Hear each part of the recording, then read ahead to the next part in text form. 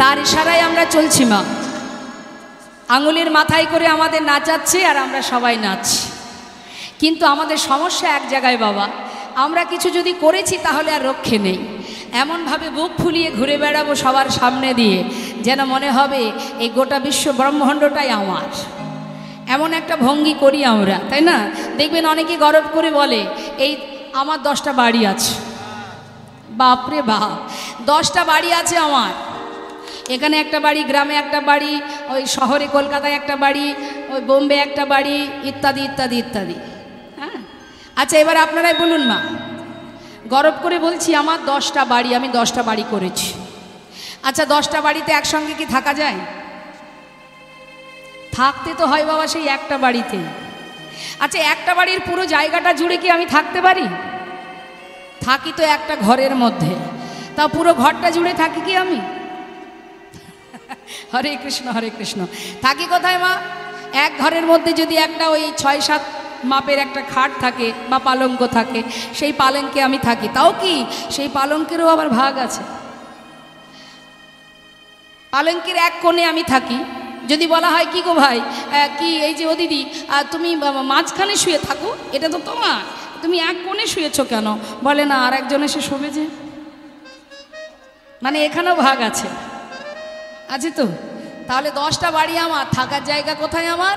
পালঙ্কের এক কোণে। সেখানেই আমার নিঃশ্বাস ত্যাগ হয়ে যেতে পারে, তাই না? তাহলে ওই যে 3.5 হাত জায়গা, ওইটুকানির মধ্যেই আমার জীবনটা চলে যাবে। তাহলে এত দম্ভ কিসের? কিসের এত দম্ভ? আজ তুমি পেয়েছো, যেদিন তোমার মধ্যে দম্ভ আসবে, যেদিন তোমার মধ্যে আমিত্ব আসবে, আমার আসবে, সেই মুহূর্ত থেকেই তোমার পতন শুরু হয়ে যাবে। তিনি যেমন দিতে জানেন তেমন আবার সব কেড়ে নিতেও জানেন। তাই তার কাছে আমাদের দীনতা থাকা উচিত, তার শরণাপন্ন হয়ে থাকা উচিত, অনুগত থাকা উচিত যে প্রভু তুমি দিয়েছ তাই পেয়েছি, তুমি যতদিন রাখবে তোমারই থাকবে, আমার কিছুই নেই। সত্যি তো নেই, সত্যি নেই। এখন আপনাদের সামনে দাঁড়িয়ে আমি যে কৃষ্ণ নাম করতে পারছি, সেই শক্তিটা, সেই সাক্ষাৎ পরমাত্মা আমার মধ্যে আছে, তাই দাঁড়িয়ে আছি। না হলে এই দেহটাও আমি নই। এই দেহটা কি আমি? এই চোখ দুটো কি আমি? হাত আমি? না, এগুলো আমার। বলি না, হাত আমার, চোখ আমার, কান আমার, মাথা আমার, দেহ আমার, চরণ আমার, এগুলো তো আর আমি নই, এগুলো আমার। তাহলে আমি কোথায়? সবই যদি আমার হবে তা আমিটা কোথায়? সারা দেহ কেটে টুকরো টুকরো করে দিলে আমি যে কোথায় আছি খুঁজে পাবেন? এই যে আমি, এই যে উচ্চারণ করছি, বলার শক্তি, দেখার শক্তি, নাম করবার শক্তি, শ্রবণ করবার শক্তি, এই যে শ্বাস, এটাই শুধুমাত্র আমি। আর জগতে সবই মিথ্যা মা, কিছুই আর আমার নেই, সবই মিথ্যা। আর এই মিথ্যার পিছনে ছুটে বেড়াচ্ছি, সারাটা জীবন ধরে মিথ্যার পিছনে ছুটে বেড়াচ্ছি। প্রকৃত যে কোনটি আমার আজও জানতে পারলাম না। আমার আমার করে বুঝিতে না পারো আমাতে কি আছে রতন। কোন শক্তি বলে বেড়াই চলি, বলে কিসের অভাবে হয় দেহ পতন। দেহের মাঝে আছে প্রাণেরই সঞ্চার, তাহাতেই বলি আমার আমার। প্রাণ গেলে হবে সবাকার, সব নেশার স্বপন। হরিবল হরিবল হরিবল। তাই যেদিন তুমি বুঝতে পারবে যে তুমি কোথা থেকে এসেছো আর কোথায় যাবে, কে তোমার আর তুমি কার, সেই দিনই বুঝতে পারবে, সেই দিনই তোমার সাক্ষাৎ চেতনা হবে। শাস্ত্রে বৈষ্ণব মহাজন বলছেন,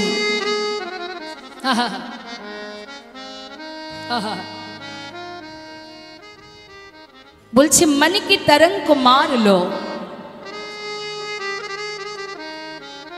बस हो गए भजन।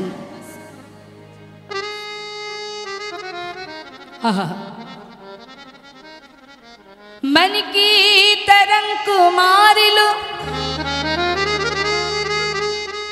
मन की तरंग को मार लो, बस हो गए भजन। आर की आदत बुरी सुधार लो, बस हो गए भजन।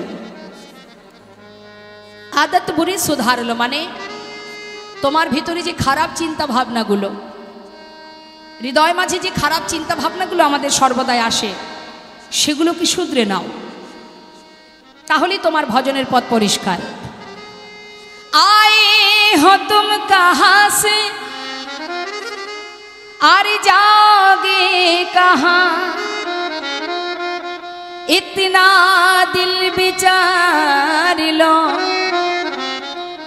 बस हो गया भजन, मन की तरंग को मार लो बस हो गया भजन। आदत बुरी सुधार लो बस हो गया भजन। তুমি কোথা থেকে এসেছো, তুমি কোথায় যাবে, এটা যেদিন তুমি বুঝতে পারবে, সেই দিনই তোমার ভজনের পথ পরিষ্কার। আগে নিজেকে জানো, নিজেকে বোঝো। आए हो तुम कहाँ से और जाओगी कहाँ, इतना दिल विचार लो बस हो गया भजन।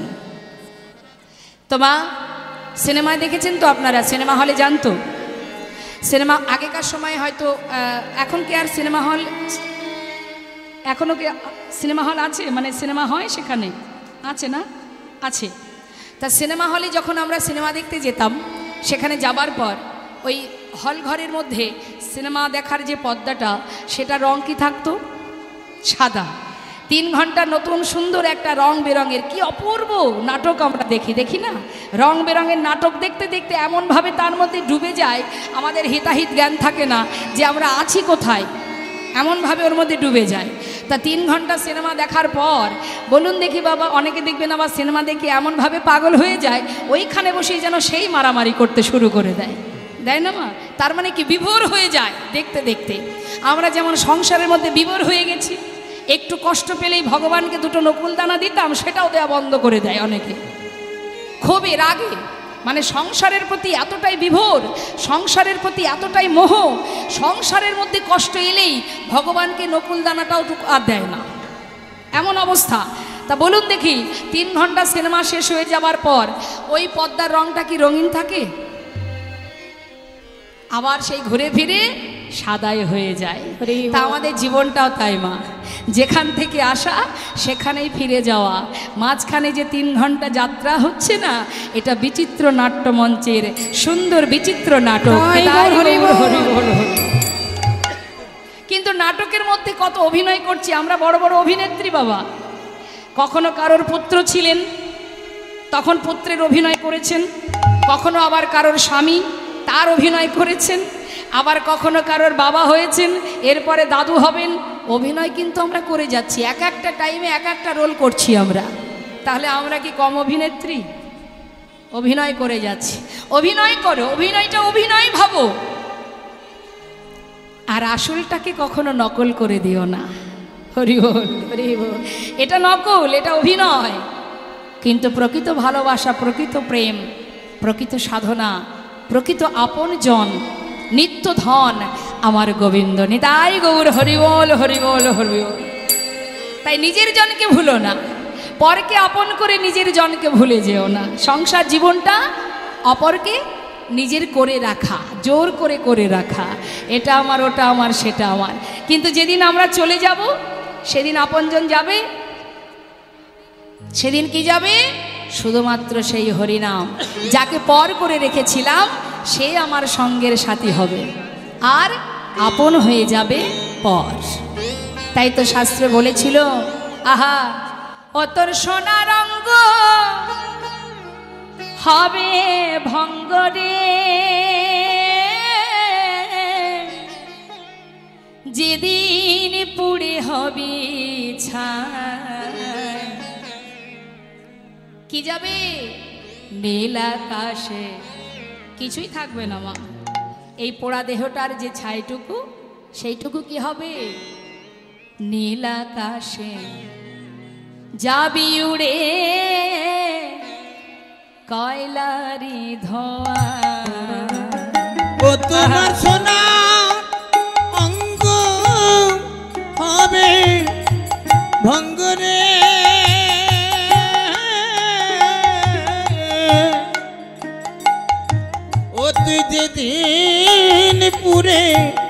হবি ছায় নীল আকাশে যাবি মিশে কয়লার ধোঁয়ায় সেদিন নীল আকাশে যাবি মিশে কয়লার ধোঁয়ায় জ্বালবে আগুন খুঁজে খুঁজে মারবে বাড়ি হাড়ের গিঠে রে সেদিন জ্বালবে আগুন ওই খুঁজে খুঁজে আরে মারবে বাড়ি হাড়ের গিঠে রে সেদিন পিঠের চামড়া যাবে ফেটে রে ও তোমার পিঠের চামড়া যাবে ফেটে গো ওমা যত সময় দেহে প্রাণ থাকবে, যত সময় সংসারের জন্য আপনি কর্ম করবেন, তত সময় আপনার যত্ন থাকবে। যেদিন প্রাণ পাখি চলে যাবে, যারা কিনা বেঁচে থাকতে একটু কেটে গেলে কাঁদতো, আর সেদিন যখন বাঁশের বাড়ি দিয়ে আঘাত করবে, সর্ব অঙ্গ ছিঁড়ে ছুটে ভেঙে যাবে, সেদিন কি হবে? বলে হাত বুলাবে সেদিন কে আর গায় নিতাই গৌর হরি বল হরি বল মিশে কয়লারি ধোয়া সেদিন নীল আকাশে যাবে মিশে কয়লা ধোঁয়া ও তোর স্ত্রী পুত্র পুকুর ঘাটে স্নান করিয়া ফিরবে ঘরে গো তোমার স্ত্রী পুত্র ওই পুকুর ঘাটে হরিব তারা স্নান করিয়া ফিরবে ঘরে গো দেখবেন বাবা, শ্মশানে শেষকৃত্য করবার পর যখন স্নান করে ঘরে ওঠে, উঠে আসে, তখন কি বলে? আর কিন্তু পিছন দিকে তাকাবে না, নিতাই গৌর হরি বল। এই তো ভালোবাসা। শোনা, আর পিছন ফিরে একবারও তাকাবে না, সামনে দিকে তাকিয়ে চলো। হয়ে গেল সারা জীবনের ভালোবাসা। আহা স্ত্রী পুত্র পুকুর ঘাটে স্নান করিয়া ফিরবে ঘরে গো তোমার স্ত্রী পুত্র ওই পুকুর ঘাটে স্নান করিয়া ফিরবে ঘরে গো তারা দুদিন পরে ভুলে যাবে গো ও তারা দুদিন পরে ভুলে যাবে গো ও গো এই বিশ্ব দুনিয়ায় নিতাই গৌর হরি বল হরি বল হরি বল কয়লারি ধোয়া সেদিন নীল আকাশে যাবে মিশে কয়লার ধোঁয়ায় সেদিন নীল আকাশে যাবে মিশে কয়লার ধোঁয়ায়। সুন্দরী দেহটা, দুর্লভ জনম মানব জনম। কেন দুর্লভ বললেন? অনেকে দেখবেন দুর্লভ জনমের কথা শুনলে রেগে যায়। দুর্লভ জনম আর কি করে হলো? দুর্লভ জনম যদি হবে তাহলে কষ্ট কেন হবে?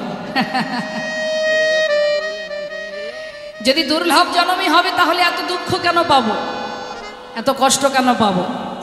কষ্ট তারাই তারা পায় যারা সামাজিক দুঃখ কষ্ট নিয়ে চিন্তায় থাকে, যারা পরমার্থিক জগতে চলে গেছে, যারা পরমেশ্বর ভগবানের সাধনা করে, যারা আধ্যাত্মিক চিন্তা ভাবনা নিয়ে চলে, তাদের ইহজগতের দুঃখ কিন্তু তাকে কখনো কাবু করতে পারবে না, বশ করতে পারবে না। এই জগতে দুঃখ আসবে যাবে, এটা আসতেই পারে যেতেই পারে। জীবনে দুঃখ সবার মধ্যে আছে, কেউ দেখায় কেউ দেখায় না। নিতাই গৌর হরি বল। কার মধ্যে দুঃখ নেই শুনি? প্রত্যেকের মধ্যে দুঃখ আছে। মানে কেমন জানেন বাবা, কিছু কিছু দুঃখ আছে যেগুলো বলা যায় না, কিন্তু ভিতরে ভিতরে সহ্য করা যায় না। তার একটা প্রমাণ দেবো মা, একটা সাধারণ দৃষ্টান্ত দিই। আমরা ছোটবেলায় যখন কিনা পুজোর সময় নতুন জুতো কিনতাম, মা বাবা কিনে দিতেন, বাবা কিনে দিতেন। নতুন জুতো পরলে কি হয়, ঠাকুর দেখতে যেতাম, পায়ে ফসকা পড়তো না, কি জ্বালা হতো, কত কষ্ট হতো। পার্শ্ববর্তীরা দেখে বলতো, বাবা দেখো কি সুন্দর একটা জুতো কিনেছে, কি সুন্দর জুতোটা লাগছে দেখতে। কিন্তু বাইরের দিকটা দেখতে খুব সুন্দর, ভিতরে যে জ্বালাটা প্রতি পদক্ষেপে পদক্ষেপে সেটা অনুভব করা যায় না। তাই গৌর যেটা কাউকে বলা যায় না যে আমার কি জ্বালা হচ্ছে, বাইরে থেকে তুমি দেখছো যে আমি কত সুন্দর জুতো পরেছি, এই সুন্দরের যে কি যন্ত্রণা সে যে পরে আছে সে বুঝতে পারছে। তা ঠিক তদ্রূপ না, কিছু কিছু কথা, কিছু কিছু যন্ত্রণা আছে প্রত্যেকের জীবনে, যেগুলো বলা যায় না কিন্তু সওয়াও যায় না। কেউ বলতে পারে, কেউ বলতে পারে না। অনেকে বলে যে কি যার অর্থ আছে তার ভগবান আছে, ভুল কথা। যেখানে অর্থ আছে বরং সেখানে ভগবান নেই। ভগবান কোথায় থাকে? ভক্তি যেখানে, ভগবান সেখানে। থাক না তোমার অট্টালিকা, তাতে ক্ষতি কি? সেখানেও ভগবান বিরাজ করবে যদি তোমার মধ্যে শুদ্ধ ভক্তি থাকে, প্রেম থাকে, নিষ্ঠা থাকে, সেখানে ভগবান বিরাজ করে। তাই আজ দেখুন ভগবান কৃষ্ণ করুণাময় গৌর সুন্দর, তিনি কলিযুগে আজ শ্রীধাম নবদ্বীপের মাঝে কি হলো, সাউন্ডটা যেন আবার মনে হচ্ছে একটু রিভাব বাড়িয়ে দিয়েছ, একটু হল টাইপের হয়ে গেছে, হালকা আগের মতোই করো। জয় রাধে, হরে কৃষ্ণ।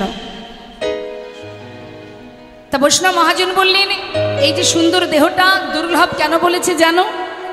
যে জন্ম পেলে কৃষ্ণ ভজন করা যায়, যে জন্ম পেলে তার সেবা দেওয়া যায়, যে জন্ম পেলে তাকে ডাকা যায়, ভালোবাসা যায়। 84 লক্ষ জনই ভ্রমণ করেছি আমরা, একদিন দুদিন নয়, 80 লক্ষ জনই কীটপতঙ্গ হয়েছি।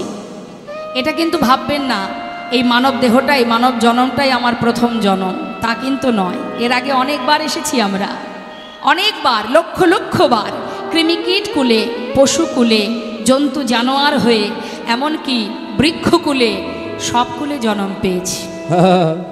আর শুধু ঘুরেছি পৃথিবীতে, বিশ্ব ব্রহ্মাণ্ড ঘুরেছি আর ভগবানের কাছে কেঁদেছি। কি বলেছি?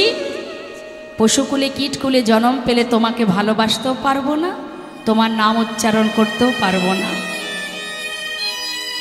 একটা মন্দিরের ভিতরে যদি একটা পশু ঢুকে যায়, আমরা কি করি? তাকে জায়গা দিই সেখানে, বরং তাকে তাড়িয়ে বের করে দিই। কিন্তু একটা মানুষ যদি ভগবানের সেবা দিতে যায়, তাকে তাড়িয়ে দেবে কেউ? তাহলে পশুকুলে জন্ম যারা পেয়েছে তারা জানে কত যন্ত্রণা। অন্তরে যদি গোবিন্দ প্রেম জেগেও থাকে, মন চাইলে ভগবানের চরণ পর্যন্ত সে পৌঁছাতে পারবে না, তাকে যেতে দেবে না। তাই পশুকুলে জন্ম পেয়ে ভগবানের কাছে কেঁদেছিলাম, এমন কুলে জন্ম দাও যে কুলে জন্ম পেলে তোমাকে ডাকতে পারবো, ভালোবাসতে পারবো, যে কুলে জন্ম পেলে কেউ অবহেলা করবে না, আমাকে তাড়িয়ে দেবে না, যে কুলে জন্ম পেলে তোমায় সেবা দিতে পারবো, তোমায় ডাকতে পারবো। যদি সেই কুলে, মানব কুলে জন্ম দাও, তোমাকে যদি ভালোবাসতে পারি, তবে তো তোমার চরণ পাবো। চেয়েছিলাম, তাই কৃপাময় কৃপা করে দিয়েছি। বেশ, মানবকুলে জন্ম নিতে চাস? সেখানে থেকে মানব দেহ পেয়ে, বলবার মতো বদন পেয়ে, দেখবার মতো নয়ন পাবি, সেবা দেওয়ার হাত পাবি, সব কিছু পেয়ে তুই ভগবানের সেবা দিতে চাস? বেশ, তবে নে, তোকে দিলাম মানবকুলে জন্ম। দিল মা, দিয়ে কি হলো? পশুর থেকেও খারাপ হয়ে গেলাম। হরিবল হরিবল। পশুর থেকেও খারাপ হলাম।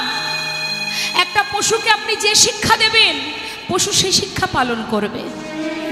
একটা পশুকে আপনি যা বলবেন, যা এই মালাটা নিয়ে ভগবানের গলায় পরিয়ে দেয়, মনে হয় সে যাবে। কিন্তু আমরা, আমাদের সমস্ত প্রকারের জ্ঞান থাকতেও আমরা সকলে মিলে পশুর থেকেও খারাপ আচরণ করছি, হিংস্রতা আচরণ করছি, ভগবানের উপরে দূর আচরণ করছি, সাধুগুরু বৈষ্ণবের প্রতি ব্যঙ্গ তিরস্কার করছি। কি করে হবে আমাদের উদ্ধার? বদনে কৃষ্ণ নাম তো করা পড়ে থাক, বরং কাউকে দেখলে ব্যঙ্গ করি, হরে কৃষ্ণ হরে কৃষ্ণ। শাস্ত্রে বললেও এটাও যদি করে থাকিস তাতেও মঙ্গল। যেভাবেই তুই বলিস না কেন, ব্যঙ্গ করতে যদি বলিস তাতেও মঙ্গল, কাউকে ঠাট্টা করে বললেও মঙ্গল, ইঙ্গিত করে বললেও মঙ্গল, ইশারা করে বললেও মঙ্গল। অনেকে বলে না, চল যাই কৃষ্ণনগরে যাই। কৃষ্ণনগর হেলায় বা শ্রদ্ধায় যেবা নাম লয়, ক্রমে ক্রমে কৃষ্ণ ভক্তির হয় উপচয়। তুমি যদি অবহেলা করে বলো, সংকেত করেও বলো, কোথায় যাব? কৃষ্ণনগর। মুখে উচ্চারণ হচ্ছে কি? কৃষ্ণ কৃষ্ণ কৃষ্ণ কৃষ্ণ কৃষ্ণ কৃষ্ণ। যেভাবেই বলো না কেন তাতেই মঙ্গল। তার প্রমাণ মা অজামিল। অজামিল ছিলেন পাষণ্ড। অজামিলের যতগুলি সন্তান ছিল, সন্তানদের নিয়ে প্রতিদিন অজামিল ডাকাতি করতে যেত। সেই অজামিল লোমশ নামে এক মুনির আশীর্বাদ পেয়েছিলেন। তখন অজামিলের একটি ছোট্ট সন্তান ছিল, একটা ছোট শিশু। তাই সেই লোমশ মুনি বলেছিল অজামিলকে যে, তুমি আমার যে যন্ত্রণা থেকে উদ্ধার করেছো, মানে লোমশ মুনি তার অঙ্গে জ্বালা হয়েছিল, পিত্তশূল জ্বালা। তা দেবশ্রী নারদ বলেছিল যে তুমি জাতিতে ব্রাহ্মণ হবে কিন্তু স্বভাব হবে খারাপ। এমন কোনো ব্যক্তির কাছ থেকে যদি, এমন কোনো ব্যক্তির কাছ হতে তুমি যদি জল পান করতে পারো, মানে সেবা করতে পারো, ভিক্ষা নিতে পারো, তাহলে তোমার এই রোগ ভালো হবে। তা সেই লোমশ মুনি, এই যে অজামিল, সে জাতিতে উঁচু জাতি কিন্তু স্বভাব ছিল নিচু প্রকৃতি, ডাকাতি করত মা। তা সেই অজামিলের ঘর থেকে ভিক্ষা করে এনেছিল সেই লোমশ মুনি। সেই লোমশ মুনি ভিক্ষা করে আনার পর তার সমস্ত জ্বালা থেকে সে মুক্তি পায়। তাই তাকে আশীর্বাদ স্বরূপ বলেছিল যে তোমার এতগুলো সন্তান আছে, এই কনিষ্ঠ সন্তানের নাম দিয়ে গেলাম, এর নাম থাক নারায়ণ। নিতাই গৌর হরি। যেদিন সেই অজামিল, সেই পাষণ্ড অজামিলের অন্তিম মুহূর্ত আসে, সেই সময় যমরাজ 4 জন দূত পাঠিয়েছে ওই অজামিলকে নিয়ে যাবার জন্য। আর তাকে দেখে, 4 জনকে দেখে অন্তিম মুহূর্ত, শেষ মুহূর্ত, সেই সময় অজামিল চিৎকার করে নিজের সন্তান, কনিষ্ঠ পুত্রকে ডেকেছিল, নারায়ণ নারায়ণ, একবার কাছে আয় বাবা, ওই দেখ যমদূত এসেছে, আমায় নিয়ে যাবে। নারায়ণ নারায়ণ, একবার আমায় কাছে আয়, ওই দেখ যমদূত এসেছে, নিয়ে যাচ্ছে। ভয়ে ভীত হয়ে বারবার নারায়ণ নারায়ণ বলে চিৎকার করছে, আর্তনাদ করে ডাকছে। আর সেই ডাকে বৈকুণ্ঠের নারায়ণ তিনি দূত পাঠিয়ে দিয়েছে। হরি বল। বিষ্ণুলোক থেকে দূত এসেছে। বিষ্ণুর দূত যখন এসেছে তখন মহারাজ যমদূতরা বলছে, তোমরা কেন এসেছো? ওকে তো আমরা নিয়ে যাব। বলে না, তোমরা নিয়ে যেতে পারবে না। দেখতে পাচ্ছ না ওর মুখে কি নাম? নারায়ণ। শুনতে পাওনি? বলছে পেয়েছি, কিন্তু এটা তো সেই বৈকুণ্ঠের নারায়ণের নাম নয়, এ তো তার সন্তানের নাম ধরে ডাকছে। বলে ডাকলেও, সে সন্তানের নাম ধরে ডাকলেও সে তো সেই নারায়ণের নামটাই উচ্চারণ করছে, তাই এখন ওর মৃত্যু হবে না। নিতাই গৌর হরি বল হরি বল। তারপরে যখন অন্তিম সময় আসে, যখন মৃত্যু মুহূর্ত আসে, তখন স্বয়ং বৈকুণ্ঠের নারায়ণ সোনার সিংহাসনে করে অজামিলকে নিয়ে গিয়েছিলেন। তাই মাগো, আগেকার সময়ে মা বাবারা ছেলে মেয়েদের ভগবানের নামে নাম রাখতেন কেন? শত হলেও প্রভুর নামটা তো উচ্চারণ করা হবে। যেভাবেই তুমি উচ্চারণ করো তাতেই ক্রিয়া হয় মা। যেভাবেই বলো না কেন তার ক্রিয়া হবেই হবে। ঝাল যদি লঙ্কা যদি কেউ খায় তাহলে মুখে কি লাগবে, টেস্টটা কি হবে, ঝাল হবে। আর কেউ যদি চিনি খায় মিষ্টি হবে। অর্থাৎ যার যেটা ক্রিয়া সেটা তো বাবা দেখা দেবেই। তুমি নারায়ণ বলে ডেকেছো, আজ তুমি বৈকুণ্ঠে নারায়ণের সিংহাসনে তুমি তার রথে উঠে চলে গেলে। হ্যাঁ, তাই শাস্ত্রে বললেন মানব জনম দুর্লভ জনম। তুমি যদি অবহেলা করেও কাউকে তুমি জয়নিতাই বলে ব্যঙ্গও করো তাতেও তোমার মঙ্গল। শাস্ত্রে বললেন যে কৃষ্ণ গালি দিতে যদি কেউ করে কৃষ্ণ নাম উচ্চারণ, সেই নাম হয় তার মুক্তির কারণ। হরি বল, হরি বল। তাহলে ভাবা যায় মা নামের কি মহিমা। এই যে মাইকের সাউন্ডের মাধ্যম দিয়ে এই সুর, এই হরিনাম কৃষ্ণ নাম যতদূর পর্যন্ত যাচ্ছে, শুনতে চাক বা না চাক, কানের মধ্যে যদি কারোর প্রবেশ করে তাতেও তার ক্রিয়া আছে, তাতেও মঙ্গল বাবা। তাই আজ শাস্ত্রে মহাজন বললেন দুর্লভ জনম মানব জনম, যে জনম পেলে অনায়াসে গোবিন্দ চরণ লাভ করা যায়। হ্যাঁ, তাই বলছি সেই দেহটা যেটা গোবিন্দের দেওয়া দেহ, যেটা ভগবানের দেওয়া দেহ, প্রভু কি বললেন কিচ্ছু নয়। এই জগতের কোনো কিছুই আমি চাই না। কেনই বা চাইবো? এগুলো তো সবই আমার, আমার জিনিস আমি চাইবো কেন? বরং তোমাদের কাছে আমার একটা বাসনা, আমার দেয়া যে দেহটা তোমাদের আমি দিয়েছি সেটাই আমাকে দান করে দাও। হরি বল, হরি বল, হরি বল। রাধারানী বলেছেন সংসারে আমি যেমন কর্ম করছি, সমস্ত দায় দায়িত্ব পালন করছি, কিন্তু মনটা আছে আমার কোথায়? গোবিন্দের কাছে। তোমরাও কর্ম করো, সংসারে সমস্ত কর্ম করো, অর্থ উপার্জন করো, ছেলে মেয়ের ভবিষ্যৎ করো, সবই করো, কিন্তু মনটা দিয়ে দাও গোবিন্দ চরণে। নিতাই গৌর হরি বল, হরি বল। তাজ আমার গোবিন্দ খেলা খেলতে খেলতে হঠাৎ সুবলের বদন দেখে রাধার কথা মনে পড়ে গেছে। মানে সুবলের বদন দেখলে রাধার কথা কেন মনে পড়ে? সুবলের দেখতে অনেকটা রাধারানীর মতো। সেই কারণে মা গোবিন্দ একটা লীলা করেছিলেন, সুবল মিলন লীলা। এই সুবল মিলন লীলাতে সুবল রাধা সেজে ওই জাবটে ছিলেন, আর রাধারানী সুবল সেজে গোবিন্দের কাছে এসেছিলেন। তাহলে কতটা মুখের মিল থাকলে তবে সুবলকে রাধা সেজে রান্নাঘরে রাখা যায়। হ্যাঁ, তাই সেই সুবলকে দেখে রাধার কথা মনে পড়ে গেছে, আর খেলা ভালো লাগছে না। তাই কি করেছে, নিজের ধেনুবৎসগুলো সখাদের কাছে দিয়ে সুবলকে নিয়ে এবার গোবিন্দ এক পা দুপা করে রাধা কুণ্ডে যাচ্ছে। সুবল একবার রাধারানীকে এনে দেখা, তোর বদন দেখলেই রাধার কথা মনে পড়ে যায়, জানা ভাই একবার তাকে এনে দেখা। সুবল বলছে এক কাজ কর কানাই, তুই আপাতত বাঁশিটা বাজা, এই মুহূর্তে তুই বাঁশিটা বাজিয়ে দে, রাধারানীকে জানিয়ে দে ইশারা করে, ইঙ্গিত করে যে রাধারানীকে তুই দেখতে চাস, তারপরে পরের কাজ পরে হবে, নে বাঁশিটা বাজিয়ে দে। তাই সুবল হচ্ছে মরম সখা, গোবিন্দের মনের কথা জানে। হ্যাঁ, তাই সুবলের কথা মতো গোবিন্দ কি করেছে, ধেনুবৎস সখাদের কাছে দিয়ে সুবলকে নিয়ে রাধা কুণ্ডে যাচ্ছে। খেলার আসে ছিল কানাই, সুবলের শোনে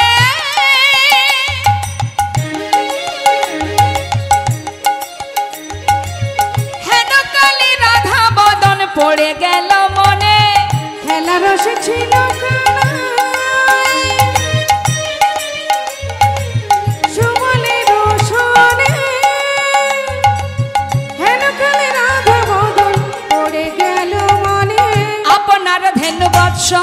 সঙ্গী গণে দিয়া, আপনার ধনবৎস সঙ্গী গণে দিয়া, রাধা বলে বাজাই বাঁশি ত্রিভঙ্গ হইয়া, রাধা বলে বাজাই বাঁশি ত্রিভঙ্গ হইয়া, রাধা বলে বাজাই বাঁশি ত্রিভঙ্গ হইয়া।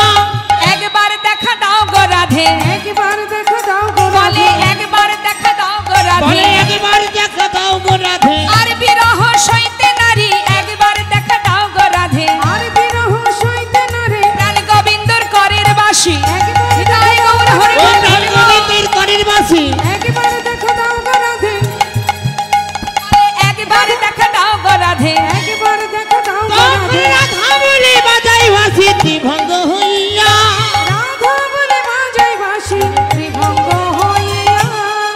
বাঁশি তো বাজলো মা, আর যেই না বাঁশি বাজলো শুনলো কে? এক একজন এক একভাবে শুনলো। কে কি শুনলো? বাঁশি বাজে একই সুরে, যার যেমন কান সে তেমন শোনে, যার যেমন ভাব তার তেমন, হ্যাঁ, যার যেমন ভাব তার তেমন লাভ, যার যেমন চিন্তা ভাবনা লাভটা তো তার তেমনই হবে। ভালো চিন্তা করলে ভালো ফল পাওয়া যায়, খারাপ চিন্তা করলে খারাপ ফল পেতে হয়, তাই তো? কেউ মনে মনে ভাবছে আজ এই রাধা গোবিন্দ মন্দিরে কীর্তন হবে, যাই আমরা একটু আজকে কীর্তন শুনে আসি। আবার কেউ মনে মনে ভাবছে এত সুন্দর সিরিয়ালটা আজকে এমন একটা জায়গায় আছে, সিরিয়ালটা না দেখলে মানব জনমটাই বৃথা হয়ে যাবে।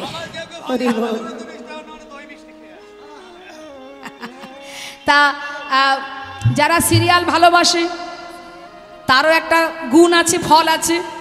আবার যে কীর্তন শুনবে তারও একটা আলাদা ফল আছে। প্রত্যেকটা জিনিসের আলাদা আলাদা গুণ আছে। তুমি যে চিন্তাকে বেশি সময় দেবে সেই চিন্তা শক্তিশালী হবে। কেউ হয়তো আবার বললো বন্ধু আজকে সন্ধ্যেবেলা পার্টি আছে, যাস, খুব মজা হবে, তাই তো? এখন একই সন্ধ্যাবেলায় 3 দিকে 3টে কাজ। এখন যে কীর্তন শুনতে যাবে 3 ঘন্টা কীর্তন শুনতে শুনতে যদি কৃষ্ণ কথার একটি কথাও তার হৃদয়ের স্পর্শ হয়, হৃদয় স্পর্শ হয়, সে পরের দিন থেকে সেখান থেকে কিন্তু তার ভক্তি তৈরি শুরু হয়ে যাবে। মনে করবে আবার কোথায় হবে কীর্তন, সেইখানে যাব কৃষ্ণ কথা শুনতে। আর যে সিরিয়াল দেখবে তারও একটা উপকার আছে। কি উপকার বলে দেব? এদিকে সিরিয়াল হয়, কালকে থেকে চ্যানেলটা কেটে দেবেন। সিরিয়াল দেখলে কি উপকার? সিরিয়াল কথার অর্থ কি? সিরিয়াল সিরিয়াল সিরিয়াল মানে কি? সিরিয়াল অর্থ যার কোনো শেষ নেই। এখন মনে করুন মা, সিরিয়াল যদি চলতে থাকে, সিরিয়াল কথার অর্থ হচ্ছে সিরিয়াল মানে শেষ নেই এর কোনো। এখন লম্বা করে যদি সিরিয়ালটা চলতে থাকে, একজন ব্যক্তি যদি 4টে বিয়ে না করে, সিরিয়াল লম্বা হবে? একজন একজনকে বিয়ে করলেই তো সিরিয়াল শেষ। এখন সিরিয়াল লম্বা করতে গেলে 4টে বিয়ে করতে হবে। তাহলে সেই সিরিয়াল দেখলে কি হবে? একের থেকে কি করে 4টে বিয়ে হবে সে রাস্তা খুঁজে পাবেন আপনি। তাহলে সেটা আমার দেখার দরকার নেই। কেউ যদি দেখতে চায় দেখতে পারেন। আর কৃষ্ণ কথা শ্রবণ করলে কৃষ্ণ প্রেম জাগরিত হবে। আবার কেউ পার্টিতে গেলে কি হবে? পার্টিতে গেলে আজ এ বন্ধুর বাড়ি পার্টি, সেই দিনই আবার সবাই মিলে সিদ্ধান্ত নেওয়া হবে যে কাল কার বাড়ি হবে। তার মানে চলতে থাকলো। অর্থাৎ যে চিন্তাকে তুমি সময় দেবে সেই শক্তিশালী হতে থাকবে। তাই গৌর হরি বল, হরি বল। তাই যার যেমন ভাব তার তেমন লাভ। গোবিন্দ বাঁশি বাজাচ্ছেন একই সুরে, কে কেমন ভাবে শুনছে? মাতা যশোমতি শোনে, ননী দে মাননী, ননী দে মাননী, আর নন্দ উপানন্দ শোনে, এই তো বাধায় আনি। সখাগণে শোনে বাঁশি, চলে গঠে যায়। আমার রাধা রানী শোনে বাঁশি, একবার ঘাটে সরায়। রাধা রানী শোনে বাঁশি, একবার ঘাটে সরায়। কি করলেন? এক একজন এক এক ভাবে শুনছে। রাধারানী কানে পৌঁছালো গোবিন্দের বংশীধ্বনি। যেই না বাঁশি বাজলো, রাধারানী বললেন সখী ওই দেখ বধুর বাঁশি বাজে।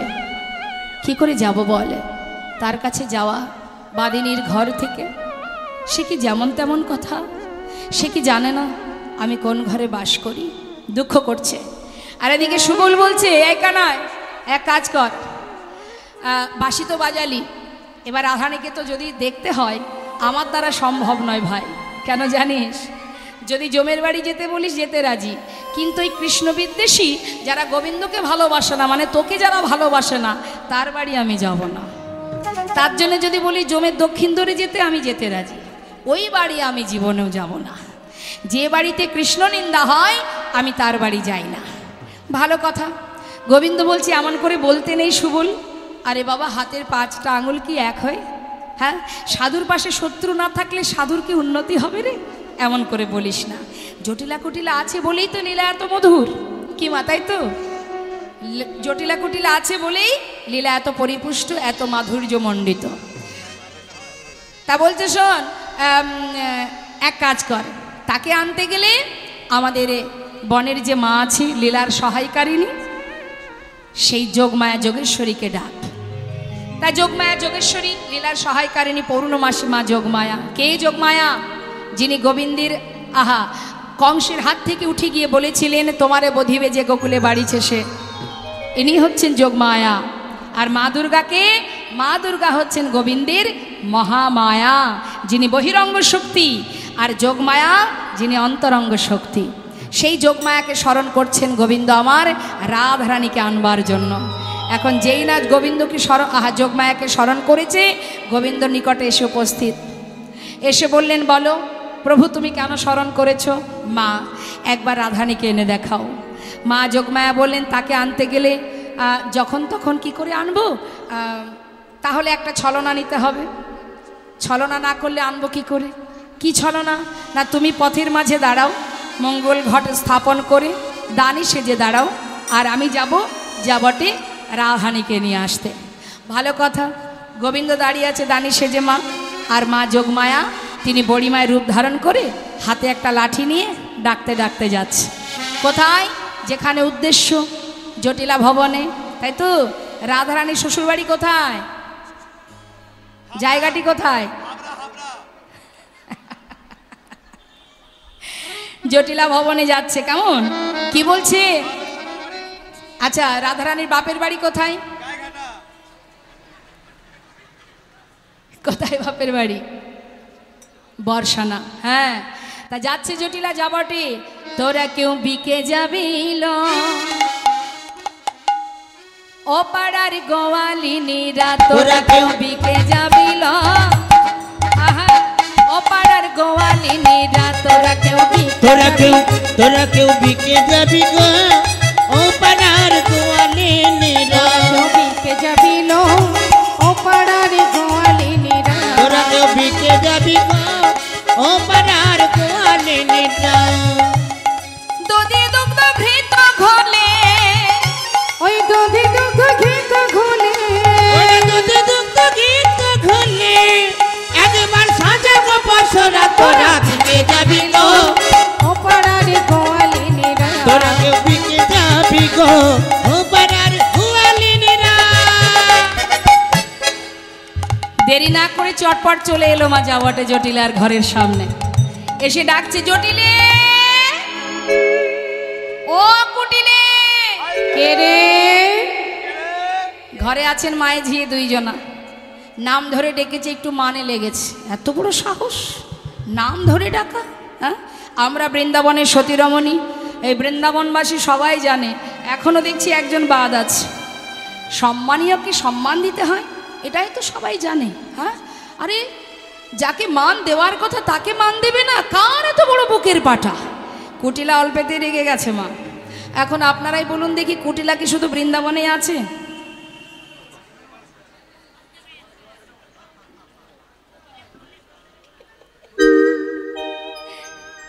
কুটিলা শুধু বৃন্দাবনে পাওয়া যায় কি? সব জায়গায় আছে কুটিলা না? সব ঘরে ঘরে পাওয়া যায় না? এখানে তেমন কোনো মুখ আমি দেখতে পাচ্ছি না। কুটিল মতি যার সেই তো কুটিলা, যে অন্যের ভালো সহ্য করতে পারে না সেই তো কুটিলা।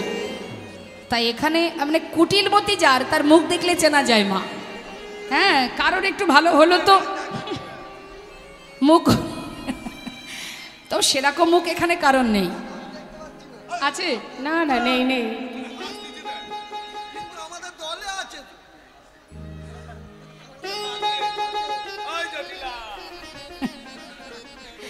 তা দেখুন কুটিলা খুব রেগে গেছে মা। এখন রেগে গিয়ে বলছে দাঁড়া, আজ আমি ভালো করে শিখিয়ে দেব কাকে কেমন করে সম্মান করতে হয়। দেরি না করে কুটিলা, এখন জটিলা সে আবার একটু চোখে কম দেখে, তা সে আর দরজা খুলতে যায়নি, কুটিলা গেছে দরজা খুলতে। যেই না দরজাটা খুলেছে, দেখছে কি বাইরে বৃদ্ধ বড়িমা। বড়িমাইকে দেখে মাথাটা নিচু করে আছে। বড়িমাই বলছে, ও কুটিলে, সেদিন তোকে হতে দেখলাম রে মা, এত মান হলো কবে শুনি তোর? হ্যাঁ, ঘরের মধ্যে যা যা বলা বলি করছিলি সবই আমি শুনেছি। তবে শুনে রাখ, সেদিন তোকে হয়েছিস কয়দিন বা তোর বয়স রে? আমাকে তো তুই চিনিস না, তাই জন্য এত কথা শোনালি। বলি শোন, গোটা বৃন্দাবনে যখন কেউ ছিল না তখন ছিলাম আমি, আবার যখন কেউ থাকবে না তখনও থাকবো আমি। যাকে যা। এদিকে জটিলা মনে মনে ভাবছে আমার মেয়ের তো আমার স্বভাব ভালো না, কে জানি বাবা কে হয়তো এসেছে, তার সঙ্গে আবার কি ব্যবহার করবে তার তো কোনো ঠিক নেই। যাই আমি একটু দেখি তিনি আবার কি করেছেন, বয়স হয়েছে, লাঠিটা হাতে নিয়ে কোনো রকমে খোঁড়াতে খোঁড়াতে এসেছে। এসে দেখছে হ্যাঁ বাইরে দাঁড়িয়ে আছেন মা, বৃদ্ধ মা, আর ভেতরে তার মেয়ে কুটিলা। কাছে গিয়ে বলছে আয় কুটিলে, ছি ছি ছি ছি, শুধু তোর বয়সটাই হয়েছে, বুদ্ধির কোনো পরিবর্তন হয়নি।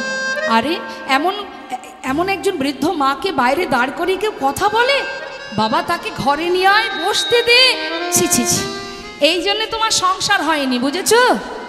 এই কারণে তোমার সংসার হয়নি।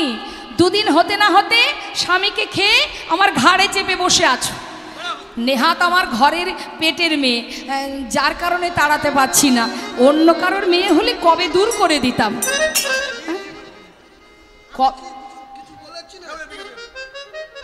কবে বুদ্ধি হবে? আরে এইভাবে কাউকে দাঁড় করিয়ে কথা বলে? মা তুমি কিছু মনে করো না, আমার মেয়ের বরাবরই এই রকম। কি করব বলো, পেটের মেয়ে তো। এসো মা তুমি ভিতরে এসো। ভিতরে নিয়ে আসন পেতে বসতে দিয়েছে। পাতা আসনে বসেছেন বুড়িমা, বসে বলছে কিরে ও জটিলে, কেমন আছিস রে? দেখে তো মনে হচ্ছে যাবার সময় হয়ে গেছে। তা বলি যাবি কবে শুনি? হ্যাঁ হ্যাঁ থাক থাক। শোন, তোর বাড়িতে এলাম কেন জানিস? শুনলাম নাকি আজ মথুরার হাটে ঘিয়ের দরে ঘোল বিক্রি হচ্ছে। তা আমি তো বরাবরই তোদের ভালোই চাই, তাই যাওয়ার পথে ভাবলাম একটু দেখা সাক্ষাৎ করে যাই।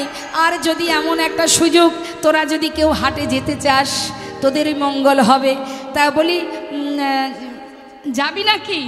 হাটে যাবি? ঘিয়ের দরে ঘোল বিক্রি হচ্ছে। আরে বাবা তোর বয়স নেই তাতে কি হয়েছে, তোর যাওয়ার দরকার নেই। তোর এত সুন্দর একটা মেয়ে রয়েছে বাড়িতে, কুটিলাকে হাটে পাঠিয়ে দে। যা বলেছ বলেছ, আর বলো না। আমার মেয়ের গুণের কথা যদি তুমি শোনো গো মা, কি হবে জানো? শোনো, নেহাত পেটের মেয়ে, না হলে ঘরে ওকে আমি রাখতাম না মা। ওকে হাটে পাঠালে সুন্দর হাটটা আর ভালো থাকবে না, সেটা নষ্ট হয়ে যাবে। বলিস কি রে? হ্যাঁ গো মা, শুনবে আমার মেয়ের গুণের কথা শুনবে? শোনো, আমার মেয়ের এমন গুণ, আমার মেয়ের এমন গুণ, কাঁচা বাঁশে লাগায় ঘুণ। মেয়ের এমন গুণ, ও সে কাঁচা বাঁশে লাগায় ঘুণ। আমার মেয়ের এমন গুণ, কাঁচা বাঁশে লাগায় ঘুণ। মেয়ের এমন গুণ, মেয়ের এমন গুণ, জলেতে লাগায় আগুন। মেয়ের এমন গুণ, ও সে জলেতে লাগায় আমার আগুন। মেয়ের এমন গুণ, ও সে জলেতে লাগায় আমার আগুন। মেয়ের এমন গুণ, জলেতে লাগায় আগুন। আমার মেয়ের এমন গুণ, কাঁচা বাঁশে লাগায় ঘুণ। আমার মেয়ের এমন গুণ, ও সে কাঁচা বাঁশে লাগায় ঘুণ। আমার মেয়ের এমন গুণ। হ্যাঁ, এমন মেয়ে আছে নাকি মা? ঘরে আছে। জলে আগুন লাগাতে পারে, কেশের সেতু পার হতে পারে, কাঁচা বাঁশে ঘুণ ধরাতে পারে। বলুন দেখি, ছাঁকনি করে জল আনতে পারে। শুধু কি তাই, ওর পদভরে মাটি কাঁপে, মুখের বলে দধি টকে, মানে মিষ্টি দই টকে যাবে যদি মুখের সামনে রাখেন। কথা কথা এত মিষ্টি, হ্যাঁ তা না হয় হলো রে। শুধু তাই নয় মা, লোকের গায়ে গা লাগিয়ে ঝগড়া করে, পায়ে পা লাগিয়ে ঝগড়া করে। ওকে আমি হাটে পাঠাতে পারবো না, জেনে বুঝিয়ে আমি হাটে পাঠাতে পারবো না। যাকগে যাক, তোর মেয়ের এত গুণ তো জানতাম না। তবে জটিলা, তোর মেয়েরা দোষ কি বল? আমড়া গাছে তো আর আম হতে পারে না। হ্যাঁ, আমড়া গাছে তো আমড়াই হয়, আমড়া গাছে কি আর আম হবে রে? কি যে বলো না মা, আমার আবার তুমি কি খারাপ দেখলে বলো। যাকগে যাক, তাহলে তো ছেলেটাকে পাঠিয়ে দে। কেন?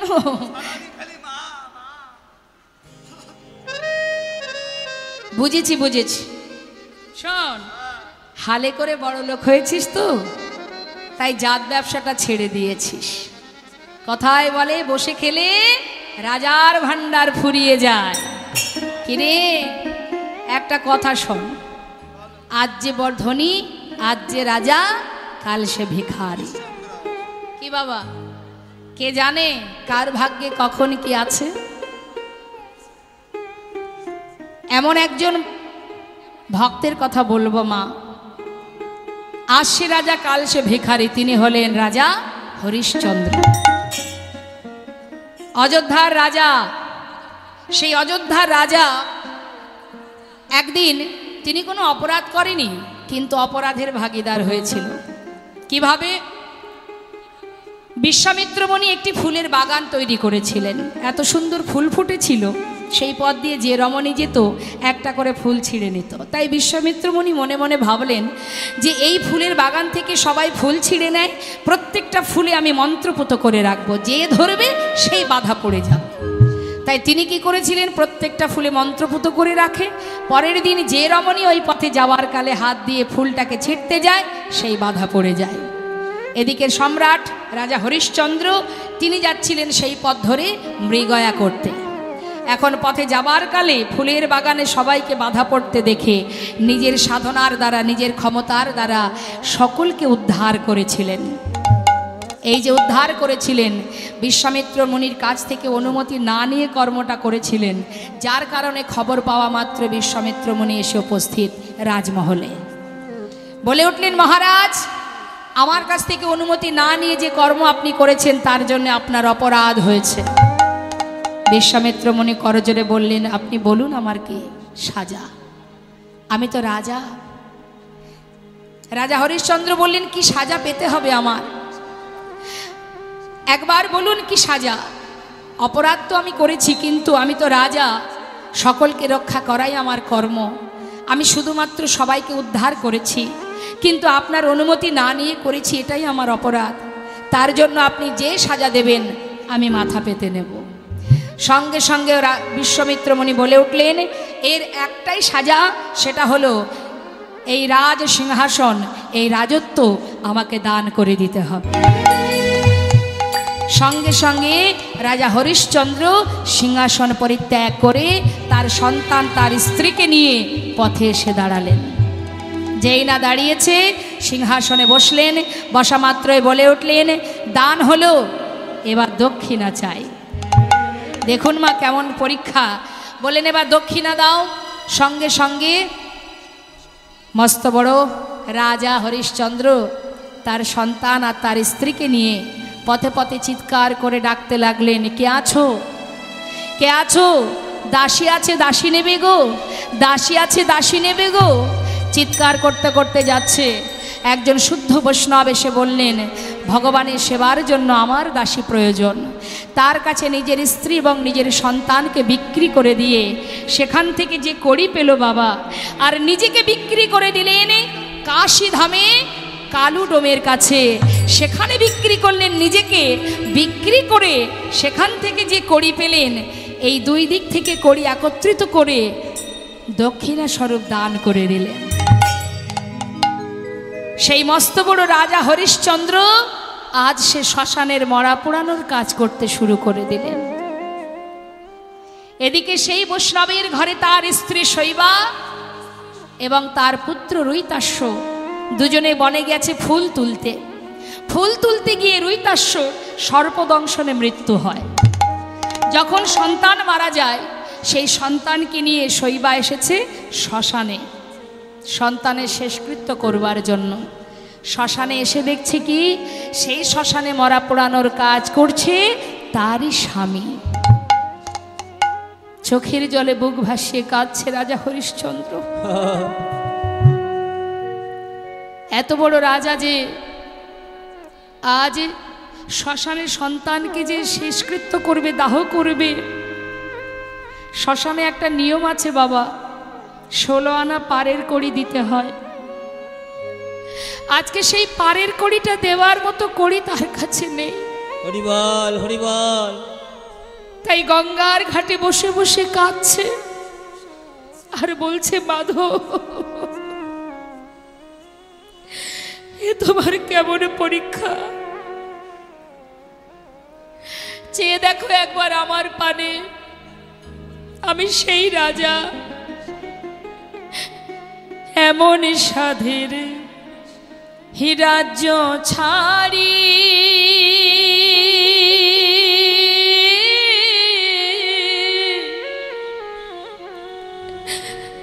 হলাম আমি দিন ভিখারি রে।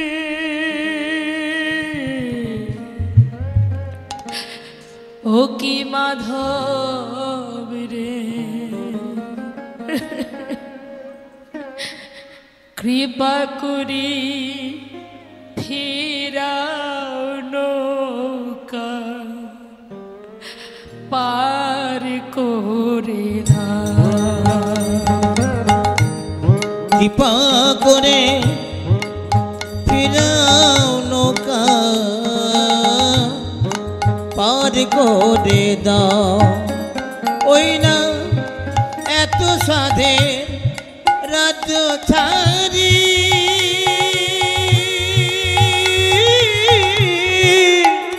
মাধব হলাম আমি দিন ভিখারি গো। ও কি মাধব গো, কৃপা করে ফিরাও নৌকা পার করে দাও। পুবের বেলা গেল গড়ি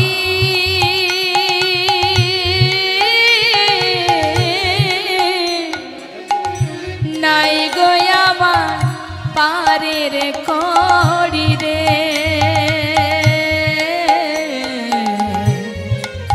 ও কি মাধব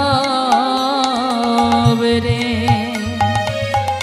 কৃপা করি ফিরাও নৌকা পার করে না। ওই না এত সাধে রাজ্য ছাড়ি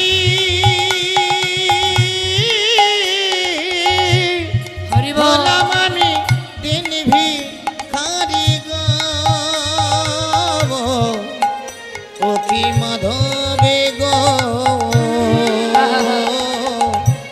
কৃপা করে ফিরাও নৌকা পার করে দাও।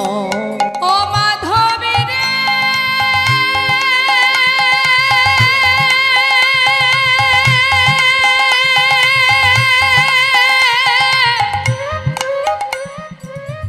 ও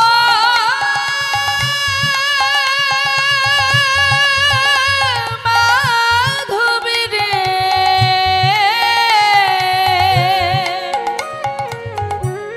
মাধব রে,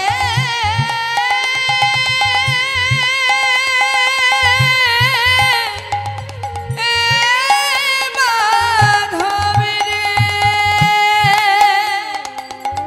পুবের বেলা গেল গড়ি অমাধব নেই গো আমার পারের কড়ি রে। ওই না পুবের বেলা গেল গরি হরি বল হরি বল। মাধব নেই কই আমার টাকা করি রে। ও কি মাধব রে, কৃপা করে ফিরাও নৌকা পার করে না। মাধব রে, কৃপা করি ফিরাও নৌকা পার করে নাও। একবার কৃপা করে ফিরাও নৌকা পার হরি বল। করে দাও। ভাগ্যের লেখাকে খণ্ডাতে পারে মা, আজ যে রাজা কাল সে ভিখারি হতেই পারে। তাই তো শাস্ত্রে বললেন, অবতার শ্রীরামচন্দ্র মা জানকীর পতি, তার হইল বনবাস রাবণে করে দুর্গতি, আগুনেও পুড়িল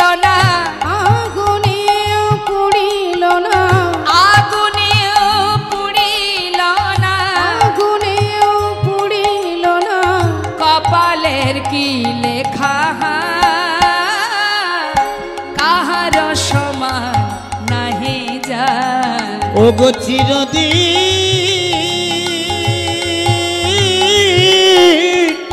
কাহারো সমান নাহি যায়। শোনো শোনো, আজকে যে রাজা ধীরাজ, আজকে যে রাজা ধীরাজ, আজকে যে রাজা ধীরাজ, আজকে যে রাজা ধীরাজ, কাল সে ভিক্ষা চায়, কাহারো সমান নাহি যায়। ও গো চিরদিন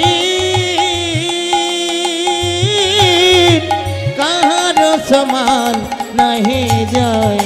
ও গো চিরদিন কাহারো সমান নাহি যায়। তাই বলি সন্ধ্যে জটিলে, আজ যে রাজা কাল সে ভিখারি, বসে খেলে রাজার ভান্ডার ফুরিয়ে যায়। কি আর করব বলো মা, যাওয়ার সময় যখন ছিল প্রতিদিন হাটে গিয়েছি, আজ আর যেতে পারবো না, চোখে দেখি না, কানে শুনি না। ঠিক আছে ঠিক আছে, মনে মনে ভাবছি আমি তো এটাই চেয়েছিলাম যাতে তোরা কেউ যেতে না পারিস।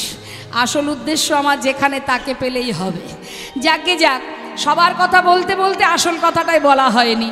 কিরে বলছি, আমার নাতনিটা তোর ঘরের বৌমা করে এনেছিস, তা আমার বৌমা তোর ঘরে তোদের কথা শোনে তো? ভালো আছে তো আমার নাতনিটা? সম্পর্কে কিন্তু বড়িমাই রাধারানীর দিদিমা হন। হ্যাঁ, তা কিরে বৌমা, তোদের বৌমা মানে আমার নাতনি তোদের সংসারে কাজকর্ম সব করে তো? কথা শোনে? যাক বাবা, এটাই ভাবছিলাম। আবার কিন্তু কি? আরে কিন্তু কি রে, বল না। দোষ? কিসের দোষ? শোন, একটু ঠিক করে বল তো, কি বলতে চাইছিস? হ্যাঁ, আচ্ছা, এই ব্যাপার? আরে এটা আবার কোনো ব্যাপার নাকি? হ্যাঁ, এখনো পারলি না? ওই এদিক ওদিকে কেন তাকায়? কদম গাছের ডালে গোবিন্দ বসে থাকেন তো। তা বলছে ওই ওই দোষটা তোরা আজও ভোলাতে পারলি না, মোছাতে পারলি না।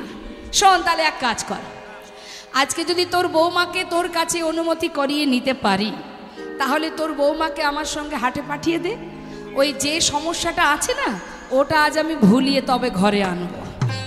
কিরে, যদি অনুমতি করিস তাহলে দাঁড়া, দেরি কর। বলি, ও রাজনন্দিনী বাবা, দেখেছো কি কথা শোনে, ডাকা মাত্রই চলে এসেছে। এই না হলে আমার নাতনি। দেখি দেখি দেখি কেমন আছে দেখি। ও বাবা গো, কি সুন্দর কি সুন্দর। বলি এদিকে আয়, তোর সব দিক থেকেই তোর শাশুড়ি ভালো বলছে, বুঝলি না রাজনন্দিনী? হ্যাঁ রে, আমার দিকে তাকা। তা একটা দোষ নাকি তোর আছে, তুই নাকি যমুনায় জল আনতে যাবার কালে এদিক ওদিক তাকাতে তাকাতে যাস। আরে বাবা, ওই দোষটা মেটালেই তো হয়ে যায়। এই, আজ আমার সঙ্গে তোকে হাটে নিয়ে যাব, মথুরার হাটে যেতে হবে, ওখানে বিকিকিনি করতে যেতে হবে। তা তুই শোন, আমার কথা শোন, তুই শাশুড়ির পায়ে ছুঁয়ে কথা দে যে আজকে তুই যমুনার ঘাটে মথুরার হাটে যাবার পথে এদিক ওদিক কোনো দিকে তাকাবি না, যে পথে যাবি সোজা তাকাবি। নে, শাশুড়ির পা ছুঁয়ে কথা দে।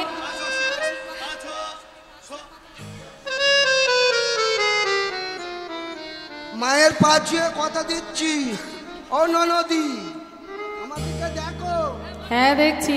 মায়ের পা ছুঁয়ে কথা দিচ্ছি, আমি এদিক ওদিক কোনো দিকে তাকাবো না, আমি সোজা যাবো আজকে, কিন্তু বাঁকা পেলে দাঁড়িয়ে যাবো। হরি বল।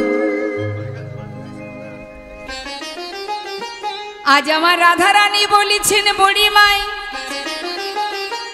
আজ শাশুড়ির চরণ ছুঁয়ে কথা দিলাম, যদি আমি মথুরার হাটে যাওয়ার অনুমতি পাই, আমি এদিক ওদিক কোনো দিকে চাইব না, কোনো দিকে চাইব না, শুধু একদিকে চাহিব, শুধু একদিকে চাহিব, একদিকে চাহিব, শুধু একদিকে চাহিব, এদিক ওদিক চাইব না মা, একদিকে চাহিব, আমি এদিকে ওদিকে চাইব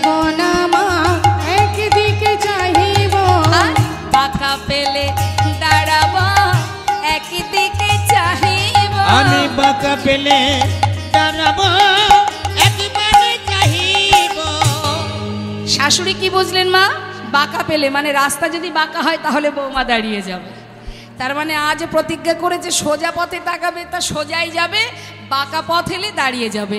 কিন্তু রাধারানী মনে মনে কি বলছেন? বাঁকা শ্যাম পেলে দাঁড়াবো নি। তাই গৌর হরি বল হরি বল। এখন এই কথা শুনেছে, শোনা মাত্রই বড়িমায় বলছে কি রে জটিলে, হলো তো বৌমা কথা দিয়েছে, তাহলে এবার তোর বৌমাকে অনুমতি কর। শ্রীমতী রাধারানী এবার গোবিন্দ সেবায় যাবে বলে আজ মনির আনন্দে সখী বেষ্টিত হয়ে পসরা সাজাচ্ছে। মনের আনন্দে সাজাচ্ছে পসরা, আর বড়িমায়ের কাছে মনের দুঃখ প্রকাশ করছে। তা সাজছে আর কি বলছে? ওগো বড়িমাই, আজ যখন এসেছো তুমি আমার কাছে, আজ আমি দুটো মনের কথা তোমায় বলবো। শ্রীমতী রাধারানীর দুঃখটা একটু শুনুন মা, কি বলছে পদের মধ্যে দিয়ে শুনবো। কথা শোনো বুড়িমা,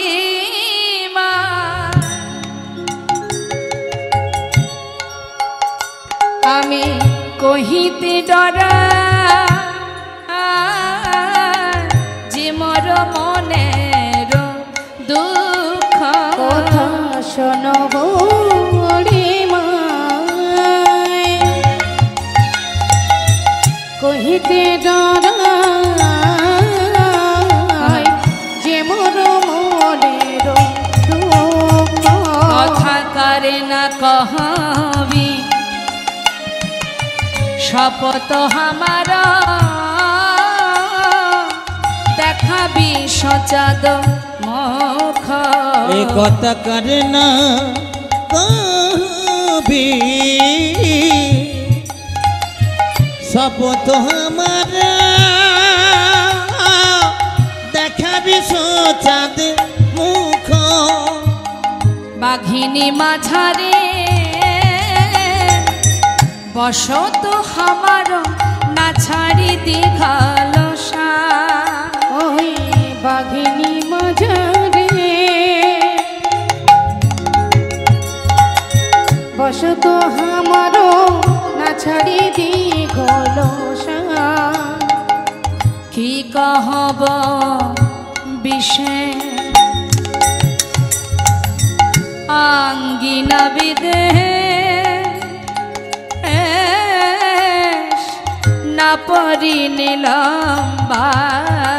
আমি কি কহব বিষে আঙ্গিনা বিদে না পরি নিলাম।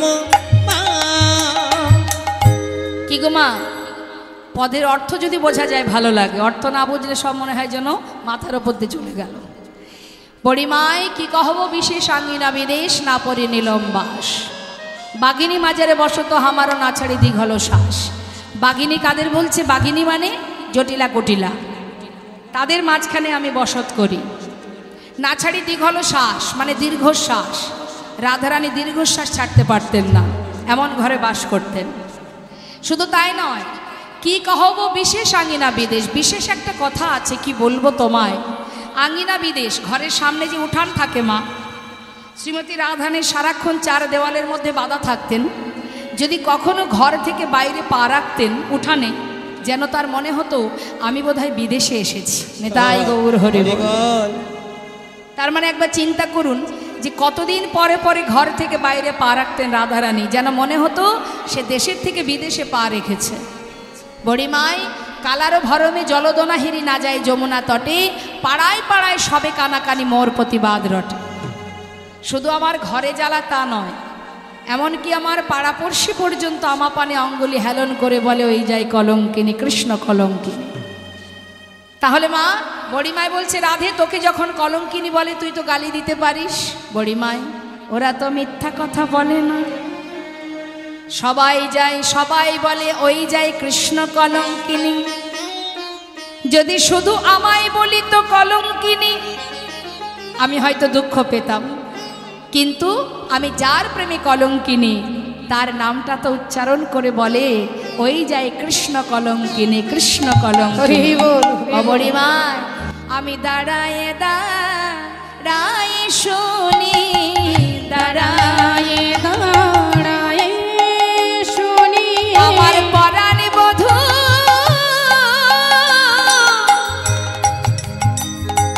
আমার পরাণ বধূর ওই নাম খানি দাঁড়ায় দাঁড়ায় শুনি আমার পরাণ বধূ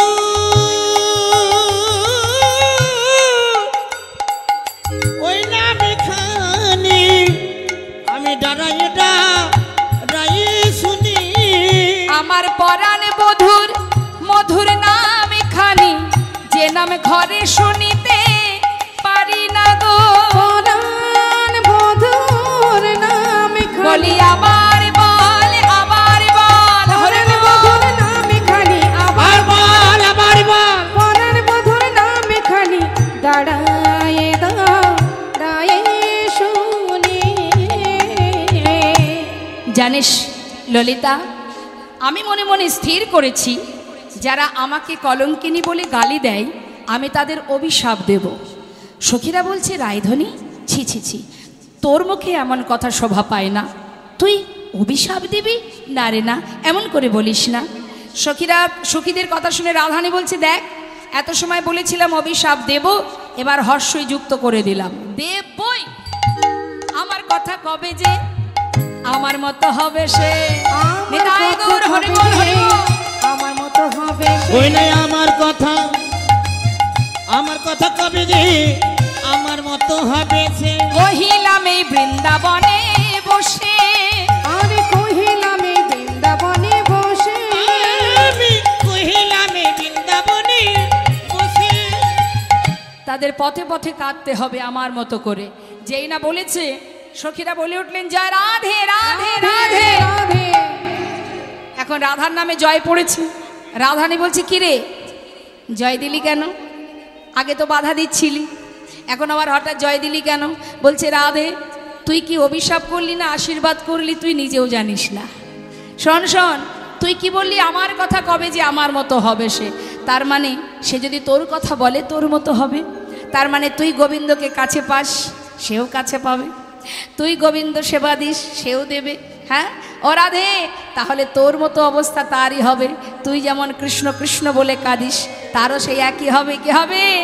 সে কৃষ্ণ কৃষ্ণ কৃষ্ণ বলবে, কৃষ্ণ কৃষ্ণ কৃষ্ণ বলবে, কৃষ্ণ কৃষ্ণ কৃষ্ণ সে যে বলবে। কৃষ্ণ কৃষ্ণ কৃষ্ণ বলবে এই বৃন্দাবনের পথে পথে কৃষ্ণ কৃষ্ণ কৃষ্ণ এই না বলবে, বৃন্দাবনের পথে পথে কৃষ্ণ কৃষ্ণ কৃষ্ণ বলবে, বৃন্দাবনের পথে পথে কৃষ্ণ কৃষ্ণ কৃষ্ণ বলবে।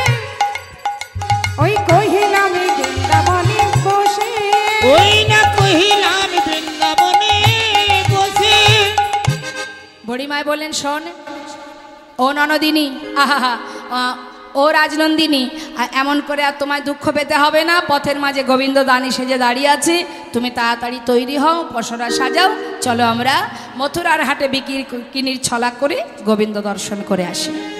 এই কথা শোনা মাত্রই এবার রাধারানী আমার পসরা সাজাচ্ছেন, সুন্দর করে পসরা সাজাচ্ছেন। কিভাবে সাজাচ্ছেন মা? মহাজন বর্ণনা দিচ্ছেন পদাবলিতে। মহানাম মুরলী রবে, মোহন মুরলী রবে, মহানাম মুরলী রবে, মোহন মুরলী রবে আকুল রিল সবে, মোহন মুরলী রবে, আকুল করিল সবে। আরিচিত ধরণী না যায় রে, আহা মুরি রে আর থিত আহা মুরি রে আর থিত আহা মুরি রে আর থিত আহা মুরি রে আর থিত ধরুন না যায় চল চল বড়িমা মথুরা রবিকে যা, চলো চলো বুড়িমাই মথুরা রবিকে যায়, রানী ছলে ভেটিব কানাই, আর গান ছলে ভেটিব কানাই, আনন্দে আকুল চিত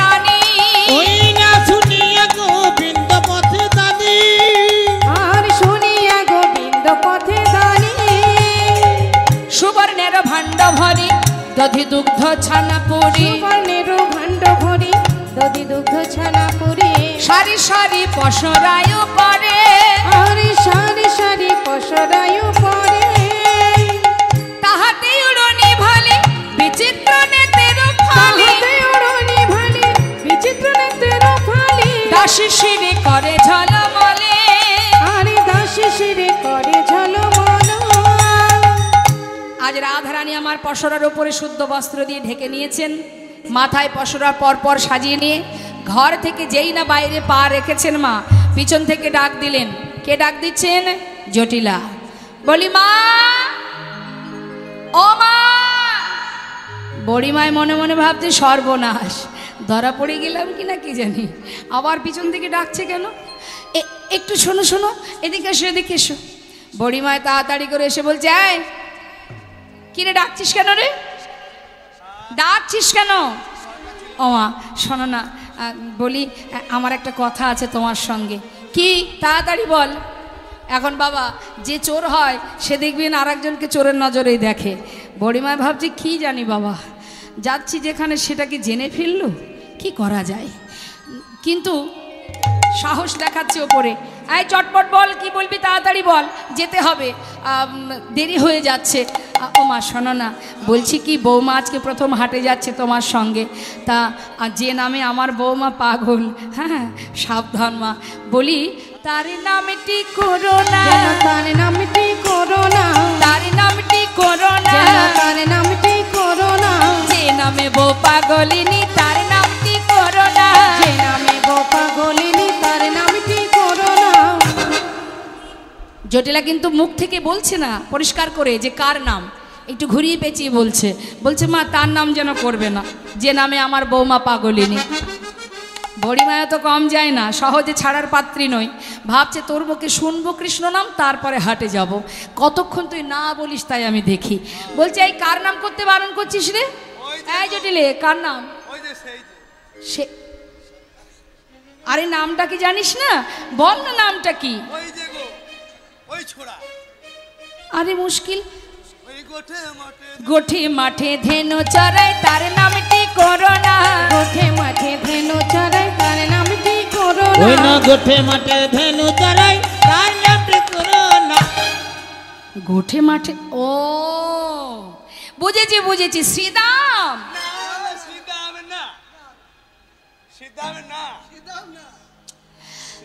দেখ জটিলে অত হেয়ালি করবি না আমি কিন্তু অনেকক্ষণ দাঁড়িয়ে আছি ঠিক আছে ঠিকঠাক বলবি তো বল না হলে চলে গেলাম বল ননি চুরি করে খাই তার নামটি করো না ননি চুরি করে খায় তার নামটি করো ওই না না ননি চুরি করে খাই তার নামটি করো না ননি ও এবার বুঝেছি রে ওই মধুমঙ্গলের কথা বলছিস মনে মনে ভাবছে কতক্ষণ বলবি না দেখি শোন জটিলে অনেকক্ষণ দাঁড় করিয়ে রেখেছি এত হিয়ালি ভালো লাগে না সোজা সাপটা বলে দিলেই তো হয় হ্যাঁ বল দেখি কার কথা বলছিস নন্দের বেটা কেলে ছোড়া তার নামটি করো না নন্দের বেটা কেলে ছোড়া তার নামটি করো না ওই নন্দের বেটা কেলে ছোড়া তার নামটি করো না ও কৃষ্ণ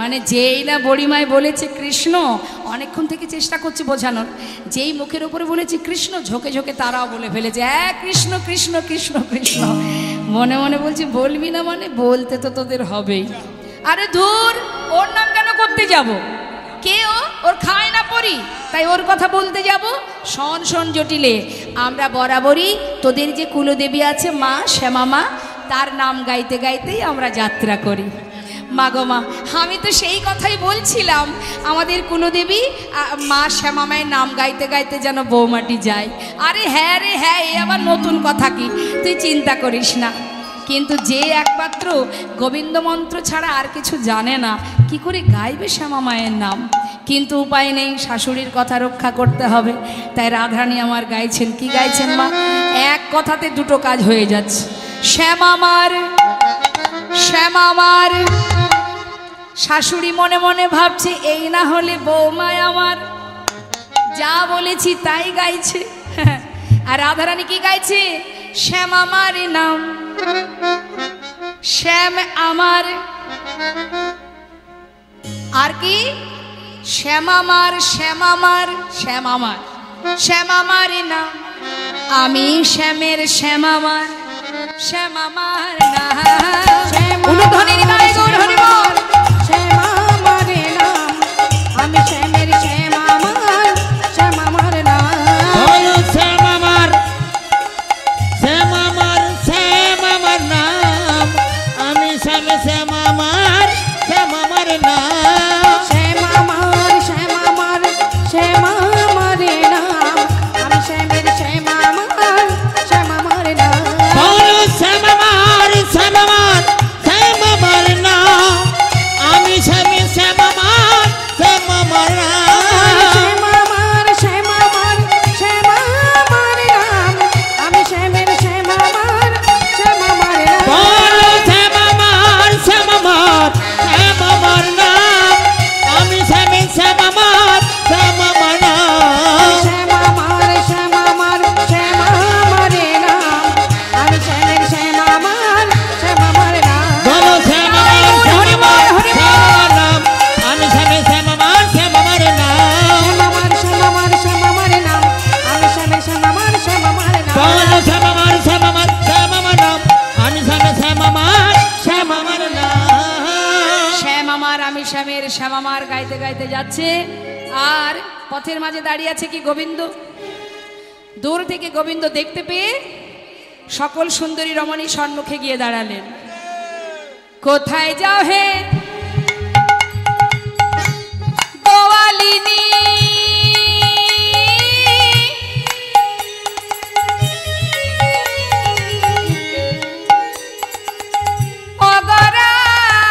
অগরাধে,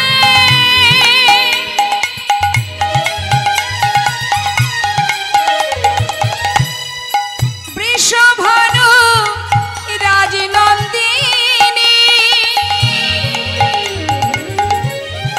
অসময়ে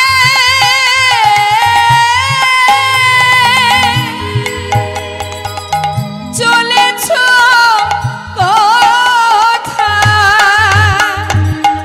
কোথায় যাও হে, কোথায় যাও হে গোয়ালিনী, কোথায় তোমার ঘরে হে?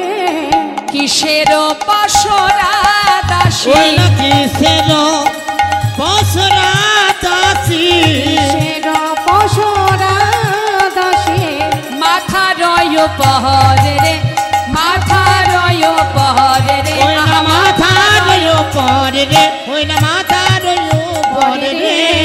জানো নাকি এই পথে আমি মহাদানী। আজ আমার গৌরহরি দুবাহু প্রসার করে সবাইকে দাঁড় করিয়েছে। তোমরা যেতে যদি চাও আগে দান দেবে, তারপরে যেতে পারবে। আহা, তাহলে কিসের দানও চাহে আমার গোরাদিজমণি? কি দান চাইছে? দেহদান, দেহদান, দেহদান। কিচ্ছু লাগবে না, শুধু দেহটাকে দান করো। যার দেওয়া দেহ যিনি পাঠিয়েছিলেন তার দেহ তার চরণে সঁপে দাও। অর্থ ধন ঐশ্বর্য দিয়ে ভগবানকে পাওয়া যায় না, নিজেকে সঁপে দাও। আর তাকে সঁপে দেওয়ার জন্যই তো মানবকুলে জন্ম পাওয়া। তা নিজেকে সঁপে দিয়েছিল এমন ভক্তের কথা একটু ছোট করে বলবো মা। একটু রাম অবতারে আমরা চলে যাব। বলি মহারাজ তিনি যজ্ঞ করেছিলেন, দানব্রত যজ্ঞ। তার এই যজ্ঞে তিনি প্রতিজ্ঞা করেছিলেন যে যা চাইবেন তিনি তাকে তাই দেবেন। এখন ভগবান মনে মনে চিন্তা করছি, বলি তুমি যে দান চাইছো, আহা তুমি যে যজ্ঞ করছো, দেখি এই যজ্ঞে যে যা চাইবে তুমি তাকে তাই দেবে। তাহলে আমি একবার পরীক্ষা করে দেখি যে আমি যা চাইবো তুমি দিতে পারো কিনা। ভগবান কখন কাকে কিভাবে পরীক্ষা করবে কেউ বুঝতে পারে, কেউ পারে না। যারা বুঝতে পারে, যারা ভক্ত হতে পেরেছে, এই রসের স্বাদ যারা পেয়েছে মা, রসিকজনা যারা, তারাই পারে বুঝতে। পারে না কারা? আমার মতো মূঢ় যারা। এখন ভগবান কি করেছে? ভক্তকে পরীক্ষা করবার জন্য তিনি বামন সেজে হাতে একটু একটা কমণ্ডল নিয়ে তার মধ্যে গঙ্গার জল নিয়ে যাচ্ছে। এখন বলি মহারাজের গুরুদেব দৈত্যগুরু শুক্রাচার্য তিনি কিন্তু আবার কাউকে দেখলে বলে দিতে পারে যে প্রকৃত ব্যক্তিটাকে, সে যেভাবে আসুক না কেন তার অষ্টসিদ্ধি জানা আছে। অনিমা, লধিমা, ইতিকা, আগম, বক্তাকারী, পরকেয়াবাদ, এক একটা সিদ্ধির নাম ইত্যাদি ইত্যাদি। তো এখন এই অষ্টসিদ্ধির মহিমা, এই জাগতিক জগতে কোনো জীবের যদি একটা সিদ্ধি জানা থাকে, জীব দেখবেন তাকে ভগবান জ্ঞানে পূজা করবে। কারোর যদি একটা সিদ্ধি জানা থাকে আর তার অষ্টসিদ্ধি জানা আছে, নিজে প্রয়োজনে যোগ বলে নিজের দেহটাকে একটা কীট তৈরি করতে পারে, আবার প্রয়োজনে বিশাল আকার ধারণ করতে পারে। কেউ যদি ছদ্মবেশে আসে দেখলেই চিনতে পারে, ভূত ভবিষ্যৎ বর্তমান বলে দিতে পারে। তা শুক্রাচার্য দূর থেকে দেখতে পেল কি, যে গুটি গুটি পায়ে একটা বালক ঢুকছে, স্বয়ং নারায়ণ আসছে দান চাইতে। সে কিন্তু ব্যাপারটা গোপন করে দিয়ে তার শিষ্য অর্থাৎ বলি মহারাজের কাছে গিয়ে বলছে, বলুন গুরুদেব, দেখো বামন বেশে একটা বালক ঢুকছে, সে যদি এসে তোমার কাছে কিছু চায়, আমি তোমাকে আদেশ করছি তুমি কিন্তু ওকে কিছু দেবে না। করজোড়ে বলছে, গুরুদেব আপনার কোনো কথা কোনোদিন আমি অমান্য করিনি, গুরুবাক্য কখনো লঙ্ঘন করতে নেই, কিন্তু গুরুদেব আপনি তো জানেন আজ আমি প্রতিজ্ঞা করেছি যে যা চাইবে তাকে তাই দেব। সবাই দান নিয়ে যাবে, আর ওই বামন এসে যদি কিছু চায় তাকে দিতে পারবো না, তাহলে আমার এই প্রতিজ্ঞার অর্থ কি থাকবে? এতে তো আমার অপরাধ হবে গুরুদেব, আজকের কথা আমি রাখতে পারবো না। শাস্ত্রে বললেন সেই গুরু গুরু নয়, যে গুরু ভগবানের সেবা থেকে তার ভক্তকে, তার শিষ্যকে দূরে সরিয়ে দেয়। যেই না ভিতরে ঢুকেছে আসন পেতে বসতে দিলেন, পাতা আসনে বসলেন, বসেই বলে উঠলেন ভগবান আহা। বলি মহারাজ বললেন, বলো তুমি কি নেবে? ভগবান তো খুব চতুর্মা, বলছে মহারাজ সবাই যেভাবে দান নিচ্ছে এভাবে আমি নিতে পারবো না, আমার একটু নিয়ম আছে। এই যে হাতে কমণ্ডল, এর ভিতরে গঙ্গার জল আছে, এই জল হাতে করে নিয়ে যদি আপনি ৩ সত্য অঙ্গীকার করেন তবেই আমি দান চাইব। হরিবল হরিবল। পাশে দাঁড়িয়ে আছে গুরুদেব শুক্রাচার্য, মনে মনে বলছে আচ্ছা ৩ সত্য অঙ্গীকার করা মানে তুমি যদি সব কিছু কেড়ে নাও, আমি গুরু হয়ে সেটা মেনে নিতে পারবো না।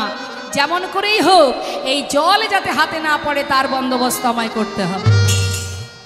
তাড়াতাড়ি করে নিজের দেহটাকে যোগ বলে একটা কীট তৈরি করে ভগবানের হাত, আহা মহারাজ, বলি মহারাজের আহা ভগবান তার হাতে যে কমণ্ডল আছে সে কমণ্ডলের নলের মুখে গিয়ে বাধা সৃষ্টি করলেন।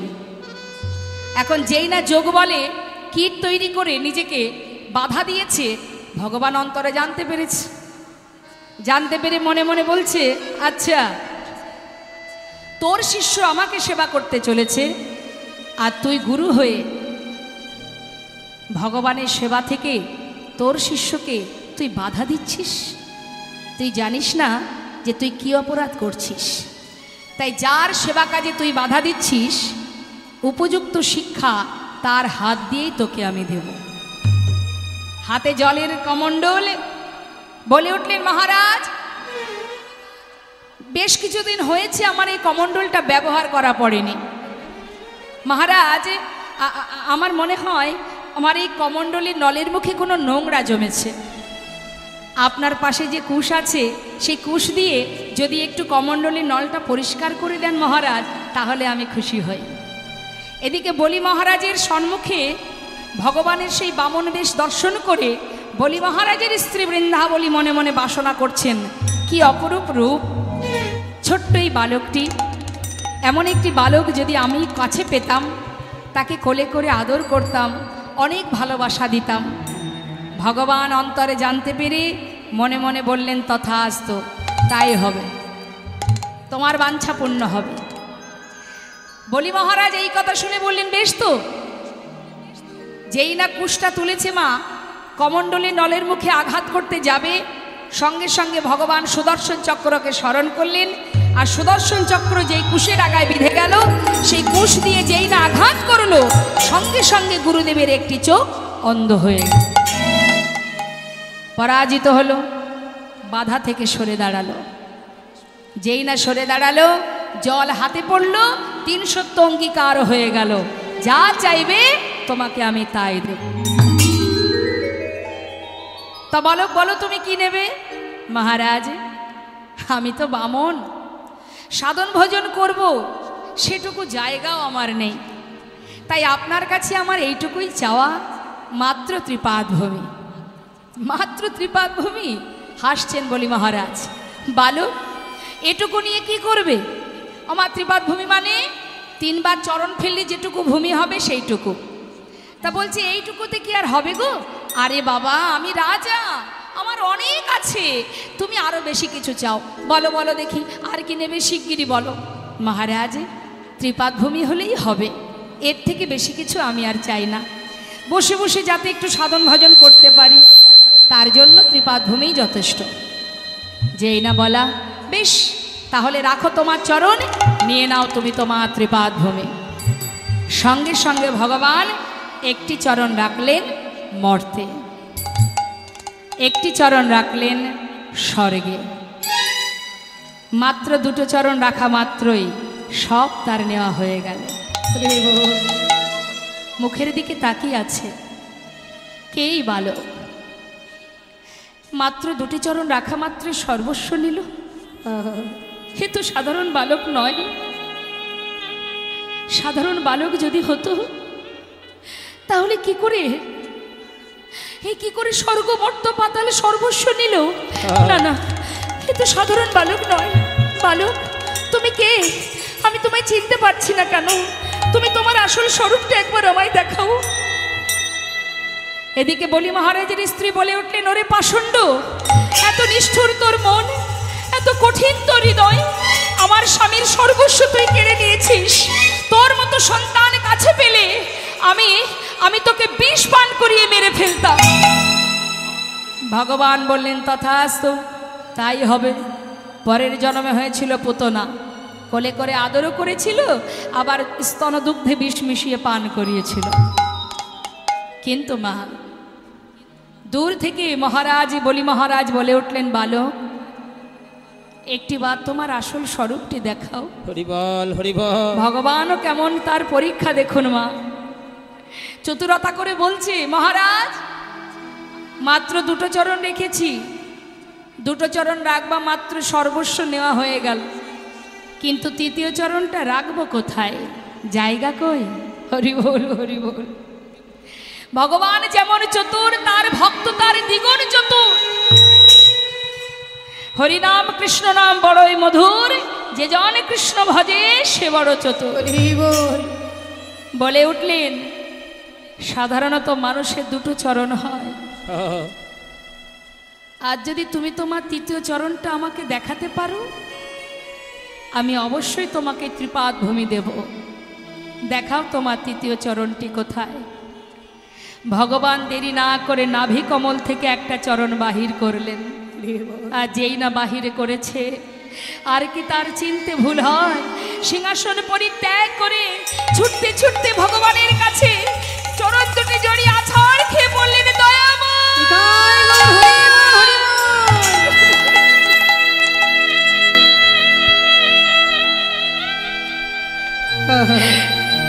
তুমি এসেছো দয়াময়। হরিবল হরিবল। আজ তুমি এসেছো দান চাইতে।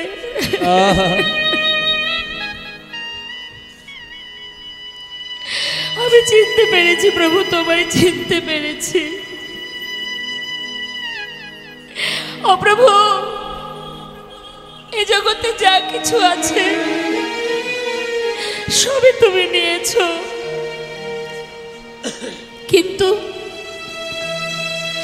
কিন্তু এখনো আরেক কিছু জায়গা যে আমার কাছে আছে, তোমার দেওয়া মূল্যবান সম্পদ, যেটা এখনো আমি তোমায় দিইনি। আমার বলতে এই জগতে যা ছিল সবই তুমি নিয়েছো, কিন্তু তোমার দেওয়া যে এই দেহখানি, এটা তো তোমাকে এখনো আমি সমর্পণ করিনি। তাই তোমার চরণে একটি নিবেদন, তোমার ওই তৃতীয় চরণখানি তুমি আমার মাথার উপরে রেখে তোমার ওই রাঙা চরণ তলে তুমি আমায় জায়গা দাও দয়াময়। তোমার ওই চরণে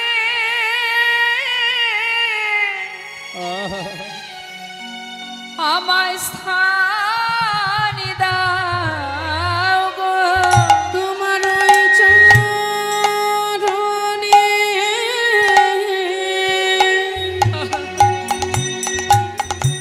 আমার স্থান দাও গো।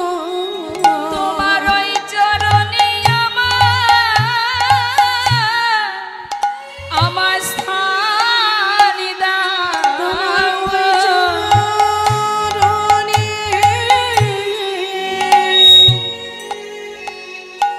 আমার স্থান দাও গো। আমি আর কিছু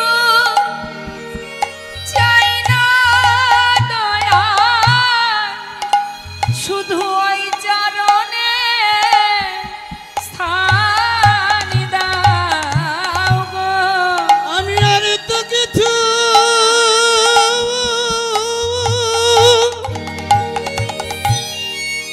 চাই না দয়াল, তোমার ওই চরণে স্থান দাও গো। শুধু এ জন্মে নয়, জন্মে জন্মে তোমার ওই চরণে আমায় গ্রহণ করো।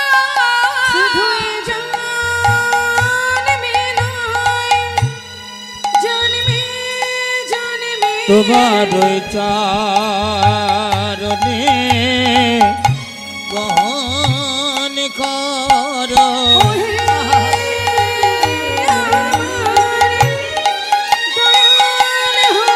তোমার চরণ ছাড়া কোনো না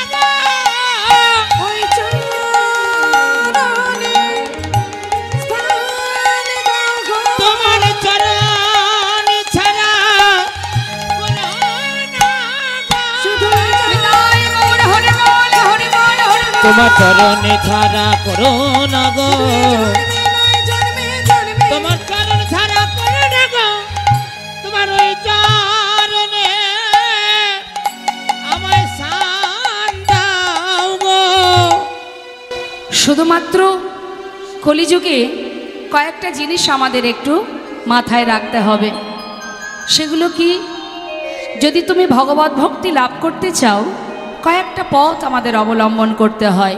এক, সাধুগুরু বৈষ্ণবের চরণধূলি অঙ্গে মাখো, সাধুগুরু বৈষ্ণবের সঙ্গ করো, ভাগবত কথা লীলা কথা আস্বাদন করো, দুফোঁটা কৃষ্ণ চরণে নয়নের বাড়ি বরিশন করো, দুটি বাহু তুলে মহামন্ত্র জপ করো, হৃদয় মাঝে পুলকিত রাখো, আনন্দিত থাকো, কৃষ্ণ নাম বদনে উচ্চারণ করো।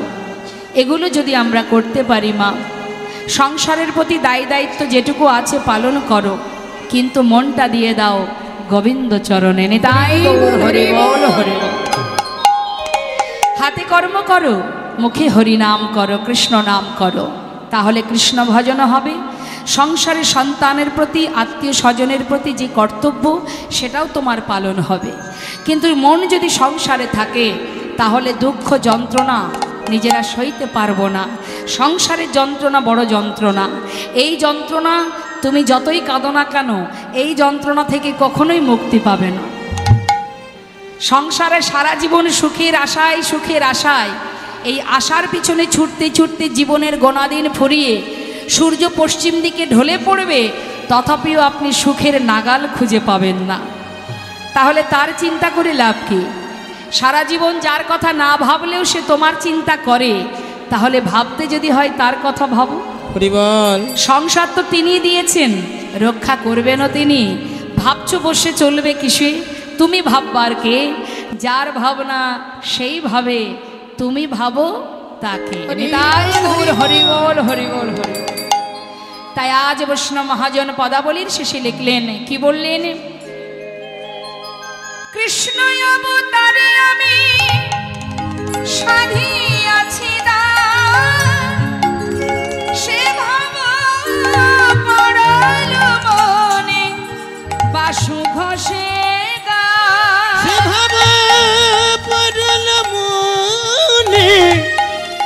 বাসু ঘোষের গান। এই যে অসুন্দরীগণ, বলি যাচ্ছ কোথায়? অসময়ে ঘর ছেড়ে কুলির কুলবধূ, বলি বাড়িতে কি ঝগড়াঝাটি করে এসেছো? হ্যাঁ, পরিচয় দাও, না হলে পার হতেও দেব না, আমার কাছ থেকে যাওয়া হবে না।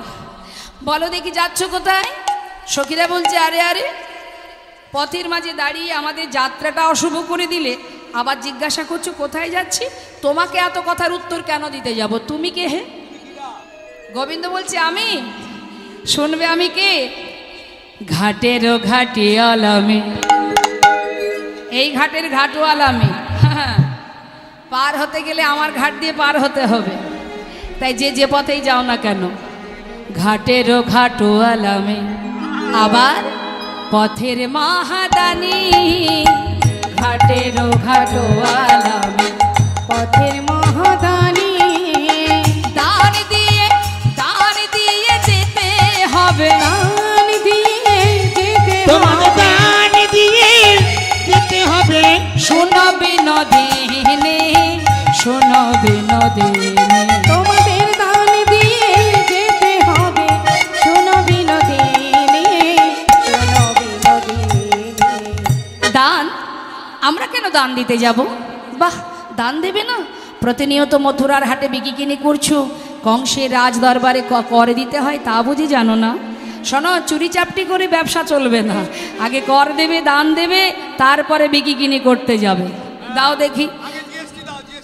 হ্যাঁ, আগে দান দান দাও, তারপরে যাবে। বলছে দেখো, দান যজ্ঞং বস্তু নাস্তি, এখন আমাদের কাছে কোনো করি নেই, ফিরে আসার সময় দান দিয়ে যাব। গোবিন্দ বলছে, এমন কথাটা তো সবাই দিয়ে যায়, কিন্তু একবার চলে গেলে আমার কথা আর কারোর মনে থাকে না, তাই আজ আর ছাড়বো না, আগে দান দেবে। বললাম তো দেবার মতো এখন কিছু নেই, যাচ্ছি আমরা হাটে বিকিকিনি করতে। ঠিক আছে, তাহলে মাথায় যেগুলো আছে ওগুলো দিয়ে যাও। এই বলে যত গোবিন্দ এগিয়ে যাচ্ছে সখীদের কাছে, সখীরা তত তাড়াতাড়ি পিছিয়ে যাচ্ছে। আরে আরে আরে, করছোটা কি? এই যে শোনো শোনো, তুমি হলে পরপুরুষ, আমরা সবাই পরনারী, তুমি কিন্তু আমাদের দিকে এগিয়ে আসবে না, আমাদেরকে স্পর্শ করবে না, সাবধান। ছুঁয়ো না ছুঁয়ো না, ছুঁয়ো না ছুঁয়ো না নীলাজ কানাই, আমরা পরের নারী। ছুঁয়ো না ছুঁয়ো না নীলাজ কানাই, আমরা পরের নারী। তুমি ছুঁয়ো না ছুঁয়ো না, তুমি ছুঁয়ো না ছুঁয়ো না লীলা কানাই, আমরা পরের নারী। পরপুরুষের পবন পরশে, পরপুরুষের পবন পরশে, পরপুরুষের পবন পরশে, পরপুরুষের পবন পরশে। সচিলে স্নান করি মোরা, সচিলে স্নান করি। পরপুরুষের পবন পরশে, সচিলে স্নান করি মোরা, সচিলে স্নান করি। নীলজ কানাই ছুঁয়ো না, লীলা কানাই ছুঁয়ো না, কথায় কথায় ছুঁয়ো না, এই কথাই কথাই ছুঁয়ো না, হাট জাকানাই ছুঁয়ো না, হাট কানাই ছুঁয়ো না, কালো গায়ের গন্ধ আসে ছুঁয়ো না, কালো গায়ে গন্ধ আছে ছুঁয়ো না, নীলজ কানাই ছুঁয়ো না, হাট কানাই ছুঁয়ো না, হাট জাকানাই ছুঁয়ো না। হাট কানাই ছুঁয়ো না। ছি ছি, ছি, ছুঁয়ো না নীলাজ কানায়, আমরা পরের নারী। বলছে তুমি যদি ছুঁয়ে ফেলো আমাদেরকে স্নান করে ঘরে যেতে হবে, কারণ আমরা পরনারী আর তুমি হচ্ছ পরপুরুষ, তাই তুমি কিন্তু ছবি না। আচ্ছা মা, এই যে কথাটা বলছে ছুঁয়ো না নীলাজ কানায়, এই কথাটা কি সখীরা সত্যি অন্তর থেকে বলছে? না। কেন বলছে না? এরা নিত্য পরিকর, নিত্য গোবিন্দ ভজন করেন, তাহলে সে কি করে বলবে কথাটা? এটা তো লীলার ছলায়, তাই না? কিন্তু অন্তরের কথাটা যে আলাদা। অন্তর থেকে কি বলছে মা? কথাটা যদি বারবার বলেন বুঝতে পারবেন। এই যে কথাটা মহাজনী পদ, তো একই কথার কতগুলো অর্থ দেখুন। ছুঁয়ো না কথাটা বারবার বললে কি আসে অর্থটা বলুন, বারবার আপনারা মুখে বলতে থাকুন, ছুঁয়ো না ছুঁয়ো না, ছুঁয়ো না ছুঁয়ো না, ছুঁয়ো না ছুঁয়ো না, ছুঁয়ো না ছুঁয়ো না, ছুঁয়ো না ছুঁয়ো। কি হচ্ছে? ছুঁয়ো না হচ্ছে না না ছুঁয়ো? বলছি কি, হে গোবিন্দ তুমি ছাড়া আমাদের কে বাঁচবে? শ্যাম তুমি ছাড়া হরি বল। আমাদের কে বাঁচবে? তোমার দেওয়া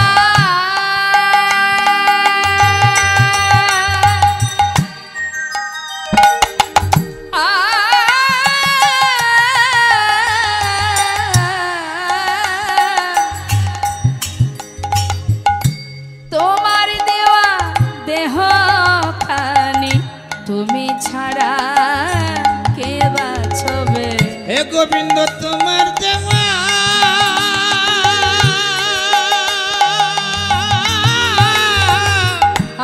হরিব তোমার দেওয়া ওই দেহ খানি হে গোবিন্দ তুমি ছাড়া কে বাঁচবে হমা এটা যেমন একটা অর্থ আরেকটা আছে ছুঁয়ো না নীলাজ কানায় আমরা পরের নারী পরের নারী পরের নারী পরের নারী পরের নারী পরের নারী পরের নারী আমরা যুগে যুগে শুধু তোমারি আমরা যুগে যুগে শুধু তোমারি আমরা পর নারী আমরা পরের নয় যুগে যুগে আমরা শুধু তোমারি আমরা পরে তাই গৌর হরি বল হরি বল।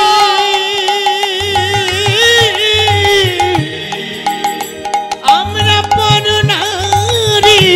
পরনারী যুগে যুগে শুধু তোমারি কত সুন্দর মহাজনী পদ্মা অন্তর ছুঁয়ে যায় যুগে যুগে শুধু তোমার এ জনমে নয় জনমে জনমে শুধু তোমার আমরা পরনারী আমরা পরের নই শুধু তোমার এটা তো লীলার ছলে অন্তরের কথা আর কি বলছি গিরি গিয়া যদি গৌরী আরাধন পান করো কনক ধমে কাম সাগরী কামনা কর হোক বেনিবদরিকাশ্রমে সরজয়ী উপরাঙ্গী সহস্র সুন্দরী যদি ব্রাহ্মণ করহ সাত তবু হবে নাহি তোমার শপথ রায় অঙ্গে দিতে হাত গোবিন্দ দাসের বচন মানো না করো এমন ঢঙ্গ জয়ী নাগরী ওরা সয়া করি করহতা কর করহতা করো সঙ্গ সখীরা বলে উঠলেন শোনো শোনো তোমাকে যে দান দেব তা তোমাকে দানে হিসাবে এখানে নিযুক্ত করেছে কে মহারাজ কংস সে কি কথা হ্যাঁ গো হ্যাঁ শোনো বসে বসে তো আর জীবন চলবে না কর্ম না করলে খাবো কি করে তাই মহারাজের কাছে একটা দরখাস্ত অ্যাপ্লাই করেছিলাম মহারাজ কৃপা করে যদি একটা চাকরি আমার হয় তাহলে জীবনটা সুখেই কেটে যাবে কিন্তু মহারাজ একের জায়গায় দুটো চাকরি দিয়েছে এক পারঘাটের মাঝি আর এক এই যে তোমরা বিকিকিনি করছো তোমাদের কাছ থেকে কর আদায় করা চাকরি বাপরে বাপ মানুষের একটা চাকরি কপালে জোটে না তোমার দুটো চাকরি সে আর বলে কথা সবই ভাগ্য তা যাকে আগে দান দাও তারপরে যাবে সখীরা বলছে শোনো দান তো দেব আগে বলো দেখি মহারাজের দুটো চাকরি দিল তোমায় কোন গুণে দিল চাকরি দুটো কি গুণ আছে শ্যামনা গো তোমার গোবিন্দ বলছে বলো কি গুণের অন্ত নেই আমার তা যা বলেছ গুণ তোমার আছে কিন্তু মায়েরাই বলুক দেখি কি গোবিন্দের গুণ আছে আছে না আচ্ছা গুণগুলো আছে কি কি কি গুণ ভালো কি একটা ভালো গুণ আছে দেখুন সখীরা বলছে মা শ্যামনাগরকে গোবিন্দকে কি বলছে শ্যামনাগর মহারাজ তোমাকে দুটো চাকরি দিয়েছে কিন্তু কি গুণ আছে তোমাকে একটু গুণের কথা তোমাকে বলি কি গুণ আছে কোন গুণে মহারাজ এক বলতে দুটো চাকরি দিল যে ছেলের গুণ থাকে সেই ছেলেকে সমাজের কাজে লাগে যার কোনো গুণ নেই তার কোন কাজে লাগে হ্যাঁ গোবিন্দ বলছে তোমরা কি বলতে চাইছো একটু খুলে বলবে তাহলে শোনো বলো বলো কোন গুণে বিধি তোমার দানি করেছে বলো বলো কোন গুণে বিধি তোমায় দানে করেছে দানি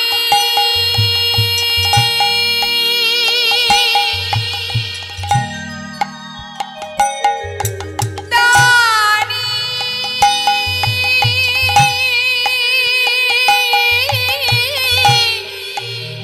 দানি করেছে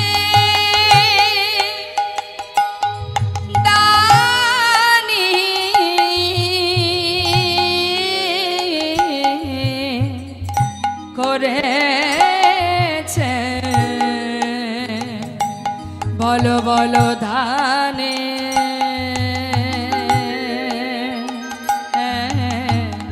করেছে কোন গুণে কোন গুণে কোন গুণে বিধি তোমার দানি করেছে বলো বলো কোন গুণে বিধি তোমায় দানি করেছে রূপেতে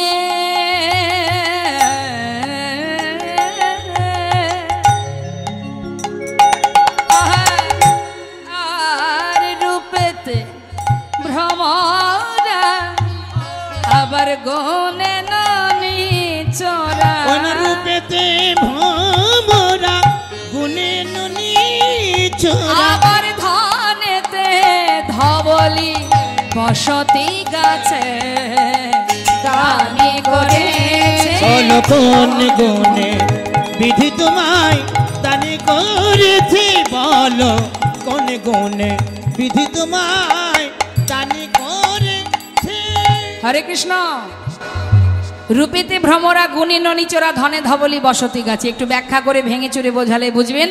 আচ্ছা বলুন দেখি, ঘরের মেয়েকে বিয়ে দিতে গেলে পাত্রের বাড়িতে গিয়ে সবার আগে আমরা কি দেখি?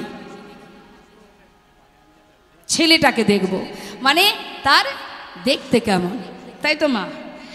আগে দর্শনধারী, তারপরে তো গুণ বেচারে। আগে দেখবো দেখতে কেমন। আহা হা হা, কিরূপ কিরূপ অন্ধকারকে জয় করেছে, ভ্রমণের মতো কালো।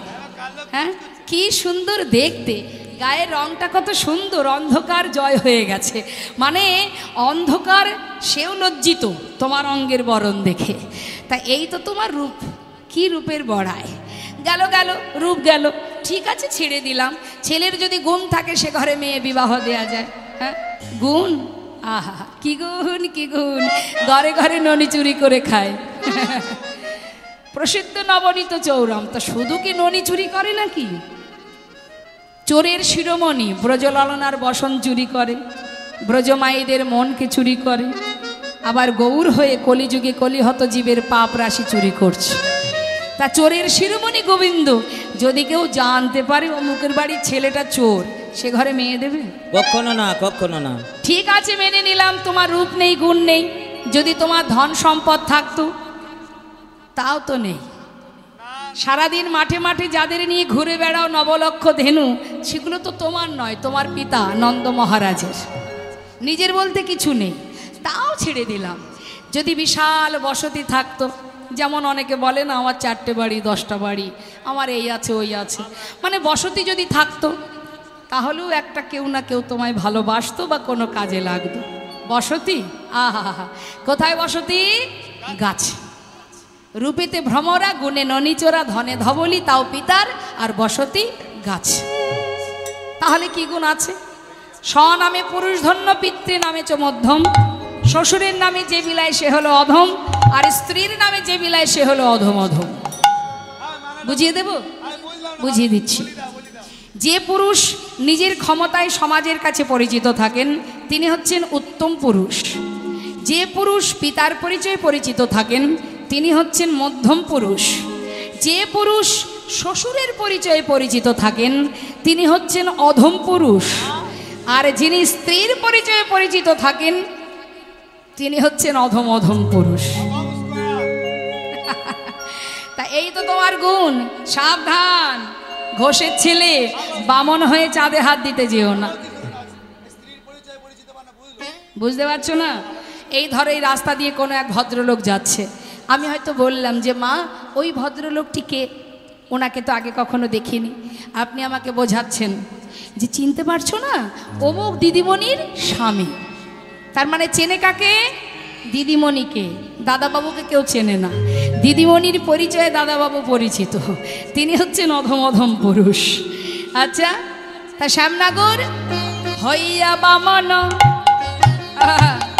এই যে শোনো, তুমি হইয়া বামন স্বভাব এমন, হইয়া বামন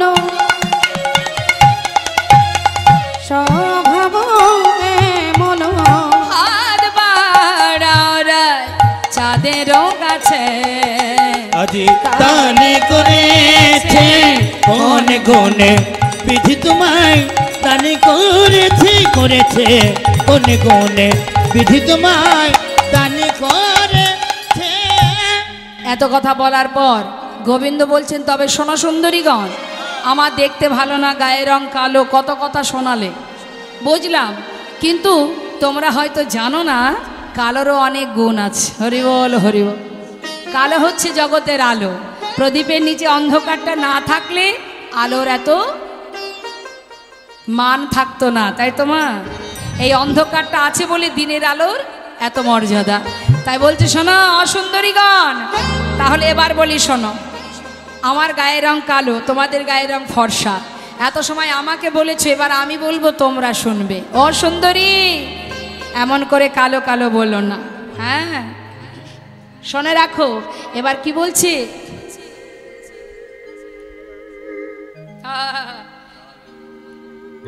বলছি, কালো কালো করো না ও গোয়ালার ঝি, বিধাতা করেছে কালো আমি করব।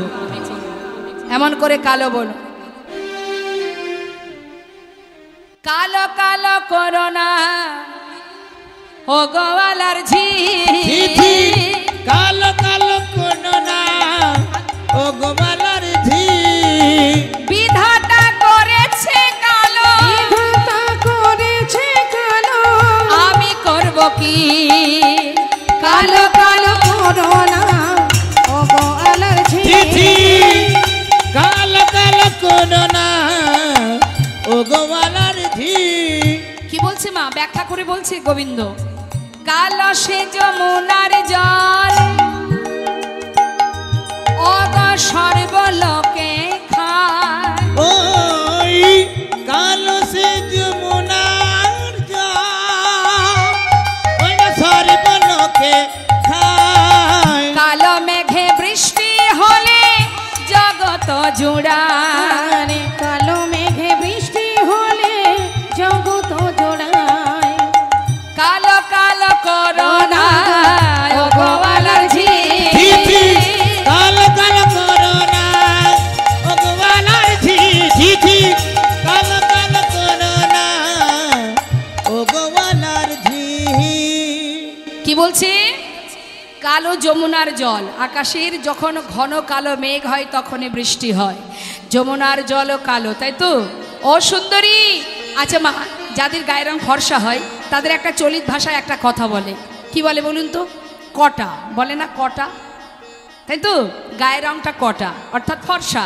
তা এখন গোবিন্দ উদ্দেশ্য করে সখীদেরকে নিয়ে, সখীদেরকে উদ্দেশ্য করে বলছে, জানো সুন্দরী, শুনে রাখো, কালো সে নয়নের মণি সুনয়নী আর কালো সে নয়নের মণি সুনয়নী কয়, যাদের চোখের মণি কালো হয় তাদের সুনয়নী বলে। সুনয়নী মানে সুন্দর নয়ন। আর যাদের চোখের মণি কটা হয়, কটা চোখ দেখলে পরে বিড়াল চোখ ও গোয়ালার ঝি, কালো কালো করো না ও গোয়ালার ঝি, কালো কালো করো না ও গোয়ালার ঝি, কালো তাল আদর করে ঘরে নিয়ে যায়, ওই না কালো তাল আদর করে ঘরে নিয়ে যা। বাজার থেকে কালো তাল কিনলে আমরা যত্ন করে ঘরে রাখি, কারণ কালো তাল খেতে কেমন মিষ্টি হয়। কটা তাল খেয়েছেন কখনো? দেখেছেন তো? আপনারা জানেন, কটা তাল খেয়ে দেখবেন। তার মানে যারা কালো তারা মিষ্টি হয়, আর যারা কালো হয় তারা, আহা, যারা ফর্সা হয় তারা কি হয়, যারা কটা হয় তারা তিতো হয়। ছি ছি ছি ছি ছি ছি। গোবিন্দ সখীদেরকে উদ্দেশ্য করে বলছে, ও সুন্দরী, আমার মতো কালো যায় তাল তাকে যত্ন করে ঘরে রাখে, আর তোমাদের মতো কটা তাল যদি কেউ ঘরে আনে তাকে কি করে, কটা তাল দেখলে পরে দূরেতে ফেলা, দূরেতে ফেলা, কালো কালো করো না ও গোয়ালা ঝি, কালো কালো করো না ও গোয়ালার ঝি, যে রাধারানী বলেছেন সখীরে, না না আমার বধূকে আর কত দুঃখ দিস না, চেয়ে আছে দেখ দেখ ঘামি আছে চাঁদ মুখখানি, যার লাগি আমাদের আশা, দে দে আমায় পসরা দে, আমি আমার বধূ সেবা দিই। আজ আমার রাধারানী সখীদের কাছ থেকে পসরা নিয়ে এবার গোবিন্দ সেবা দিচ্ছে। দে দে পসরায়ানি,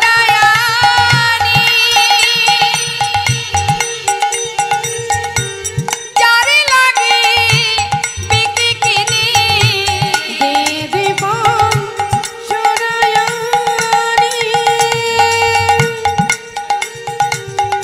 যার লাগে বিকি কিনি, সেই খাহির স্বর্ণবনে, সেই খাহির স্বর্ণবনে। ওই না সেই খাই ক্ষীর স্বর্ণবনে,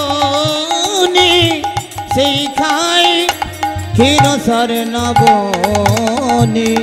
এত বলি মনের সুখে তুলে দিল বধুর মুখে, এত বলি মনের সুখে তুলে দিল মধুর, তখন এত সখী দিল রাধার বদনে গো, সখী দিল রাধার বদনে গো, ভজন হইল সাত আচমন করিল তার, জন হইল সার আচমন করিল তার, প্রসাদ পাইল জনে জহানে, প্রসাদ পাইল জনে জনে। সবাই প্রসাদ পাইল জনে জনে গো, প্রসাদ পাইল জনে জনে।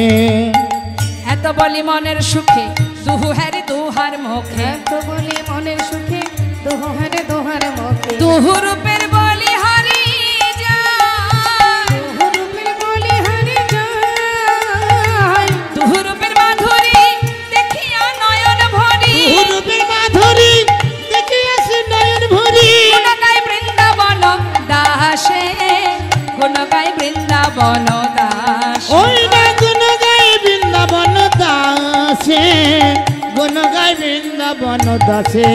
সবাই নয়ন ভরে দেখে না গো, নয়ন ভরে হেরে নাও একবার গো, নয়ন ভরে দেখে না গো, নয়ন ভরে হেরে নাও আমার গো, রাধা গোবিন্দের মধুর মিলন নয়ন ভরে দেখে না এই গো। রাধা গোবিন্দের মধুর বলি মিলন, আর ভাগ্যে হয় কি না হয়, রাধা গোবিন্দের তাই মধুর গৌর বলি হরি আমার বল, ভাগ্যে হরি বল, হয় হরি কি না বল। হয়। রাধা গোবিন্দের মধুর মিলন, সবাই নয়ন ভরে হেরে নাও গো, নয়ন ভরে হেরে নাও গো, নয়ন ভরে হেরে নাও গো।